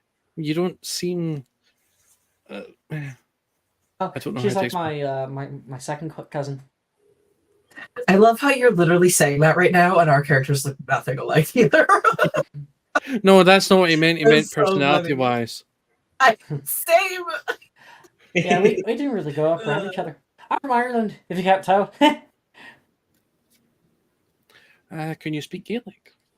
Oh, of course. And she will say, "Oh, of course," in Gaelic for you, and say, "It's what we normally speak back home." Can you? I tried to learn Scottish Gaelic a few months ago. It didn't end well, and I don't think it was really compatible. Well, I don't really think it worked. The two languages blend together. Yeah, they're a little odd. Gemma knows Scots much better than I. Gemma grew up in Scotland out here. Now I get to be a little bit a part of their culture. I'm super sad that they won't allow us a broom. I think it's for safety reasons. Like Safety. I want to go flying out around the grounds. What better way to learn about the castle's layout than to fly around over top? Bird's eye view. Yes, but we're meant to have lessons first, and you'd hardly want a first year impaled on one of those very pointy towers. Oh, that'd be a very nasty decoration. Before? Did you not have a practice broom as a kid? No, I did, but just some of the other individuals from outside the wizarding world might try to go under broom and become an ornament. Outside the wizarding world? I don't think muggles can make their way down here. Muggle, but she's not a pureblood supremacist, but she is pureblood, very obviously. She just didn't even consider the fact that muggleborns exist. I meant muggleborns. Oh, yeah, well, of course. My bad. Sorry. Bit of a don't. Kind of what I'm in Ravenclaw, actually. Just looks around like uncomfortable. So, what do you enjoy? Reading. A lot of reading.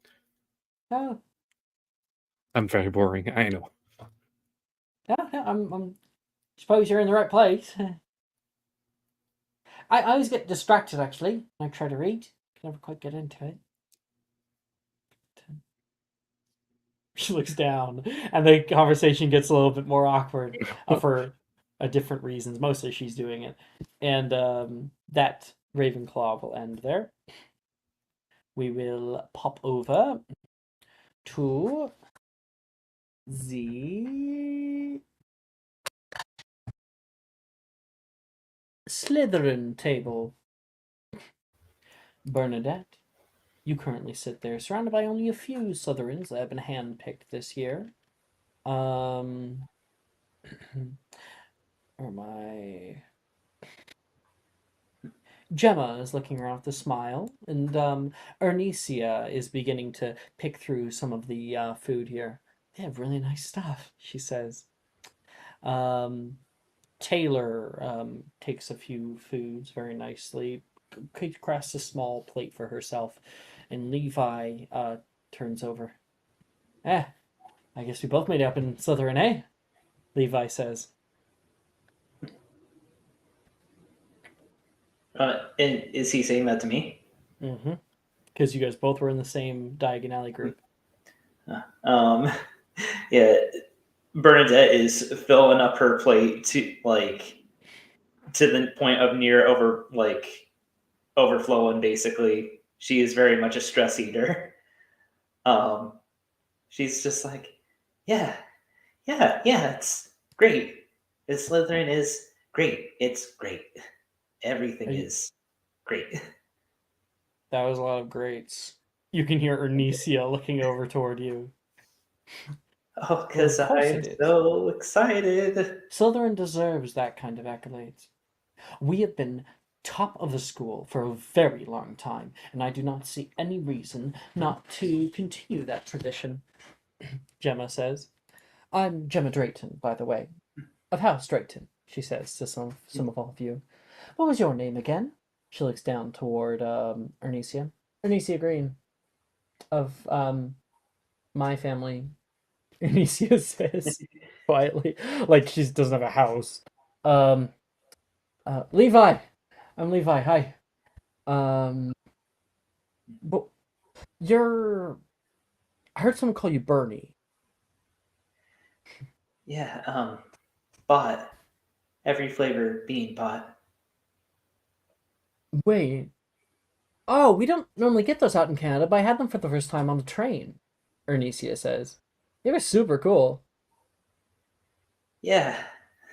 That was the candy that made my grandpa famous. So, famous Hufflepuff Birdie Bot. Of course, we'd get somebody like you. We need more distinguished people in this house. Yeah.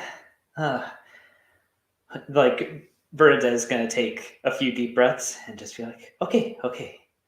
I can make this work. Slytherin is a very distinguished house. It's like you said, Gemma. It would a house like Slytherin is very distinguished. So it's a perfect fit for me.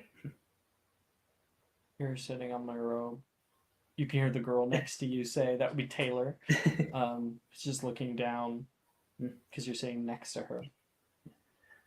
Yeah. Sorry, I didn't even notice you there. It's okay.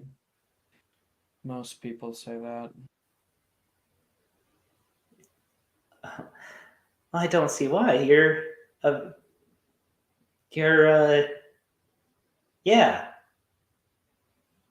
Like, and she just takes a bite out of her food. I had to let you sit in the silence. That was great. Taylor stares at you. You can't tell what on earth she's thinking at all. She just goes back to her food. Somewhat glancing toward you and everybody else. That is Slytherin. What did you pull out, Bernadette? What are you eating from the pot? Oh, I think Bernadette for her plate grabbed basically. She's that person at a buffet that grabs everything to the point where the plate is like, it's like, okay, you have to move very slowly and carefully, otherwise it's gonna topple. Because Bernadette is very much a stress eater. You can go back for seconds, right? That's the the kind of eater you are. Then I have to get up. Okay. That's Bernadette over at Southern House. And then we have Mr. Kian over at Hufflepuff. Oh, and let me quickly show off, of course, as a reminder, Ernesia, who is talking, Gemma, Levi, and Taylor. Levi is the only boy. He gets a lone dormitory. It's like it's like I feel like Levi is very much like a who's that guy who does the interviews on the street? Billy on the street. Where Levi is just like, let's go lesbians. Let's go. Let's go lesbians. Let's go.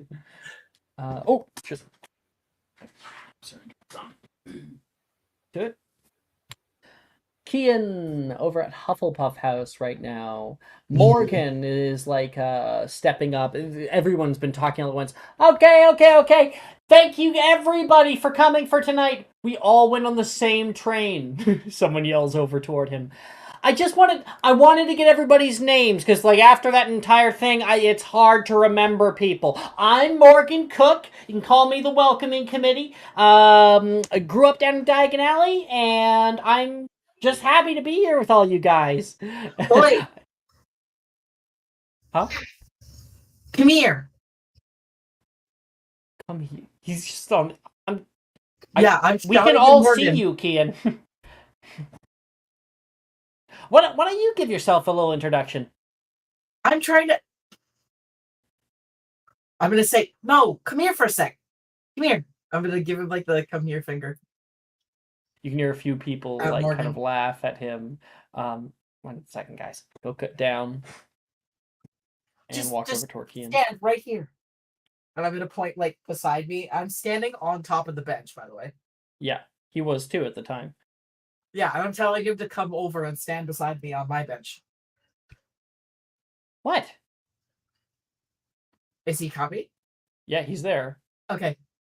I'm gonna do that little kid thing where I put like my hand on top of my head and then go across over the top of his head. And I'm maybe like 2 inches taller than him. And I'm gonna go, you're shorter than me. How did that Wait, happen? Kian's really small? I don't recall Ian's that. teeny weeny. Yeah. He is Damn. tiny. Damn. He's teeny weeny. Ah, well, yeah. Everyone's a little bit different, right? Flitwick's bigger than I am. I'm sure I'll get a few more inches by the time 7th year's up. What's your name? Only a few more inches. Why? What happened? Well, I'm a goblin. Well, part goblin, that is, on my dad's side. Ah, okay. Got it. Cool. I haven't seen you around before. Are you a goblin? Goblin? No, I don't have the ears. And I'm gonna like pull my hair back. Not everyone does. Really? I would have thought Oh, that yeah. everybody would have the ears. It kind of changes depending on how many generations there's been. So, like, I got the solid black eyes and the little with my teeth and stuff. I like my teeth and the pointy ears because I'm half. But someone like our charms teacher, Professor Flitwick, he's I think he's like a 16th or something because he actually has irises, like most of the other humans around here, and he only has a slight point to his ear. But Cool. that height can't get away from it. Me too. Look, my sisters are short too, and I'm gonna like point over to a gaggle of girls across the table who are also really tiny. Kind of cute. You introduce me sometime? I mean, Morgan. yeah, if you really want to say hi. Don't do it. Someone from the other side of the table says. He was trying to hit on us on the train. Okay, I was being very respectful, he says. That was Juniper who was speaking. Hi, Juniper Byrne. She leans Lovely over. to meet you. This is all pretty crazy, eh? Crazy. Well, Hogwarts? Well, yeah, like the ceiling and the clouds and everything. Oh. Juniper, I think Are you a Muggleborn, perchance? You can hear another person speak up. Pulling his art up. You Muggleborn, perchance? Yeah, I guess. The non-magical thing, right? That would make sense. Most of us have heard tale about Hogwarts since we were little. Oh, yeah. Hi, I'm Wilfred, by the way. And Wilfred will introduce himself to everybody. Yeah, you're that kid who seemingly did not want to come in this house? It's a really, really great cake. Have you seen his cake? Pumpkin pie this early in the year? He tries to get out of it. Oh, by the way, what's everybody's sign? You know, astrology. Jordan, you made these characters. I don't know their signs. I do. You haven't written that I don't down need. anywhere. I don't need to actually have that scene. It's just that Ian does this and then talks about astrology for forever, and then we can end my scene right there. I'm happy with that.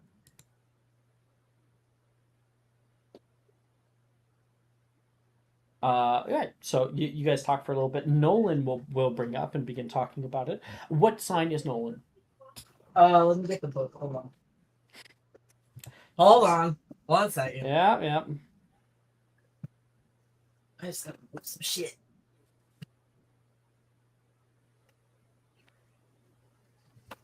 For age to be understood by everybody here. So He's a Sagittarius. you guys are all 11, and then we age up during winter break, no matter where your birthday is, and then we do that all the way up until 7th year, where you start 17, and we do that all the way up until 7th year, when we actually start that year at 18, so that we can have all the spicy fun we want by then. So what's the He's sign? a Sagittarius. I'm a Sagittarius, actually. He does like a little bow and arrow gesture. I'm a Libra. Personally, I enjoy looking at star maps and stuff. Oh, do you want to see my star map? Look, I made one. I'm gonna pull out. Oh, I'm gonna in my pocket pull out this like ratty piece of paper. You know when like you fold a piece of paper too much and it gets soft, and then it doesn't really fold anymore, or the corners are all like falling apart, and it's kind of fuzzy. He pulls out like a piece of paper like that, and like unwraps it, and there's like this like it smells like palm sweat, and he's got a star map in his hands. Oh, if it's not embossed, I can't. I can't. Did you never learn how to read? Well, you know how to read? Wilfred's beginning to laugh, and Rin will be like, "Be nice to him." Oh, we can't fight right now. Hadley just gave me a sword and was like, "Dad, let's fight." Don't attack down. Sure. Ting, ting, ting. Bang, I win. Get out. We can fight maybe in a little bit. Okay? You are gonna knock shit down. Take the sword. I will fight you. I'm almost done. Please leave. Okay, thank you. Cutie. Nolan says, I can only read Braille. What's Braille? Oh, are you blind? Macy says, like kind of stating almost the obvious because you can see his eyes. I found one. Yeah, he says once. And so he says, my star map at home, my mother made it for me. She poked little embossments into the page, and I was able to see the constellations in a way. Feel. Actually, that's pretty cool. Can I ask like a kind of insensitive question? He says toward Nolan. Sure. Nolan says a little off put. Can't you just fix that? No. But like, I know, like my uncle, he had a run in with like a bad potion one time, and it. I was born this way. No one says. Got it. Wilfred sits back. Legitimate question, but Rin says, "Well, you're welcome here. It's nice to meet you, Nolan. And you're Kian, and you're Wilfred, and Juniper, Morgan. We met on the train. Yeah, we did. You like his little wink toward Rin. And you're Macy, and I didn't meet you. What was your name? Delilah. Delilah says.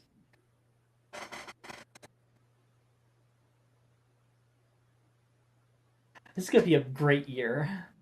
I'm just sad that Bernadette's not with us. Who said that? Ren? Mhm. Well, just because Bernadette's in a different house doesn't mean you guys can't be best friends. Wait, are we allowed to like get up or go somewhere? Yeah, go else? sit with her. You can go sit over there. What? Yeah, I mean, fuck the rules, right? Wilfred said. Sorry, he wouldn't say fuck, but yeah, who cares about the rules, right? And Rin will. Maybe tomorrow. I don't want to get in trouble. Rin will look down. That's Hufflepuff House. And then at Gryffindor, Arthur. You are beginning to become Yes. acquainted with some of your other housemates. You can hear the triplets arguing. Logan, you have to have at least a few greens on your plate. Seriously. No, I don't. Okay, what are you, Mom? They're not around. They're not looking over our shoulder. I can eat whatever I want. He's just grabbing cupcakes, a big thing of ham. Nice. Sally, back me up on this. Oh, what? Who's like eating a big thing of ham right now too? Sam is looking a little down. And then next to you, Nate says, "You pass the salt, please." Oh yeah. And I handed it over to him. You look like you were as white as a ghost there at the end.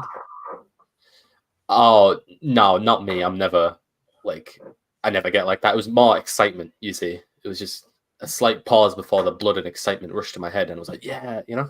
Because Sadie from across the table says, "I would have hated to be last. You obviously are Gryffindor. You really stuck through it." Yeah, it's just what I do. What can I say? I think I'm meant to be here. I feel a call to Gryffindor, and I think that with a bit of luck here, okay, you're looking at your next seeker. Not to brag. Oh, Nate says. Darcy's like, "What's a seeker?"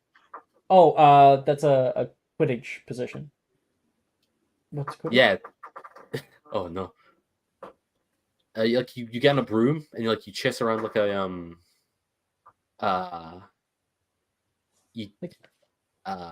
yeah, like a flying broom. Well, Like there's a reel. What rock have you been living under? What? Yeah. Sadie says, I think that she was raised in the Muggle world. Sadie tries to correct there. Sorry, Nate here, who's standing next to you. Sadie. There you go. It's good to put a face to the name. Yeah. And wait, who said? Oh, right, it was you, Arthur, who said what rock you've been living under. Sorry, all of this is really new to me. Darcy says. Oh, not to worry. It's kind of new to me. Dad works at the ministry. He's always off doing some wizarding nonsense. I haven't been really exposed to it, but trust me, Quidditch, that's where you got to be. Okay. I'm willing to try anything once. Yeah, good attitude to have. Good attitude to have. It's pretty crazy thinking you're going to be seeker, though. I mean, it might take a few years, at least. Yeah, weeks maybe, not years. Come off it. Look at me. Weeks. Well, apparently you brought confidence with that courage, Nate says. Well, it goes hand in hand. Look, I have the perfect build for it. I researched it all night before I got in the Hogwarts Express. Okay, small, swift, I can go fast. Look, all I'm saying is, at our next flying lesson, if we have those, I'm just saying, watch out for me because you're going to see some insane stuff happen, okay? Insane. Yeah, that's what I'm talking about. Sam says with a big smile and like leans over for a high five. I give it fucking hard, yeah. Hurts my hand so much. What Yeah. did you grab for your food? Oh, definitely like just like some mashed potatoes and like just absolutely cake it in gravy to a point where it's more gravy than mash. Like you can't really see anything underneath. And he gets like a big spoon and you just like start, it's so good, so good. With like little lines of gravy just trailing down his chin. So good. Greens, Arthur, greens, Sam says. He's not even your brother. Lay off. And the greens are for deliverance because green. I don't want vegetables. Leave me alone. I just keep eating. And Logan's gonna like get a little closer toward you, like, yeah, I like this guy. Yeah. And as everybody becomes suffused into their house and begins to meet some of their new classmates that they'll be no doubt be growing up with for the next 7 years, and our camera kind of pulls off into a wide overhead shot of everybody eating, the clinking of glasses and of forks and plates. We push off into the night sky, looking at the beautiful castle of Hogwarts School and up through the clouds, where next time we will be able to continue this, go into our common rooms, and start our first week of classes. Oh boy, are we all ready to fail? Let's go. Let's go. Thank you guys, everybody, for playing for tonight. Thank you guys for those guys in the comments who are watching. Looks like Rachel was here. Looks like Pat was here. Patrick. Love Patrick. Yeah. Your dad isn't around a lot either. I know the feels. Okay, and that's all end for tonight. Thanks, everybody. Bye, stream. Bye. And I'll end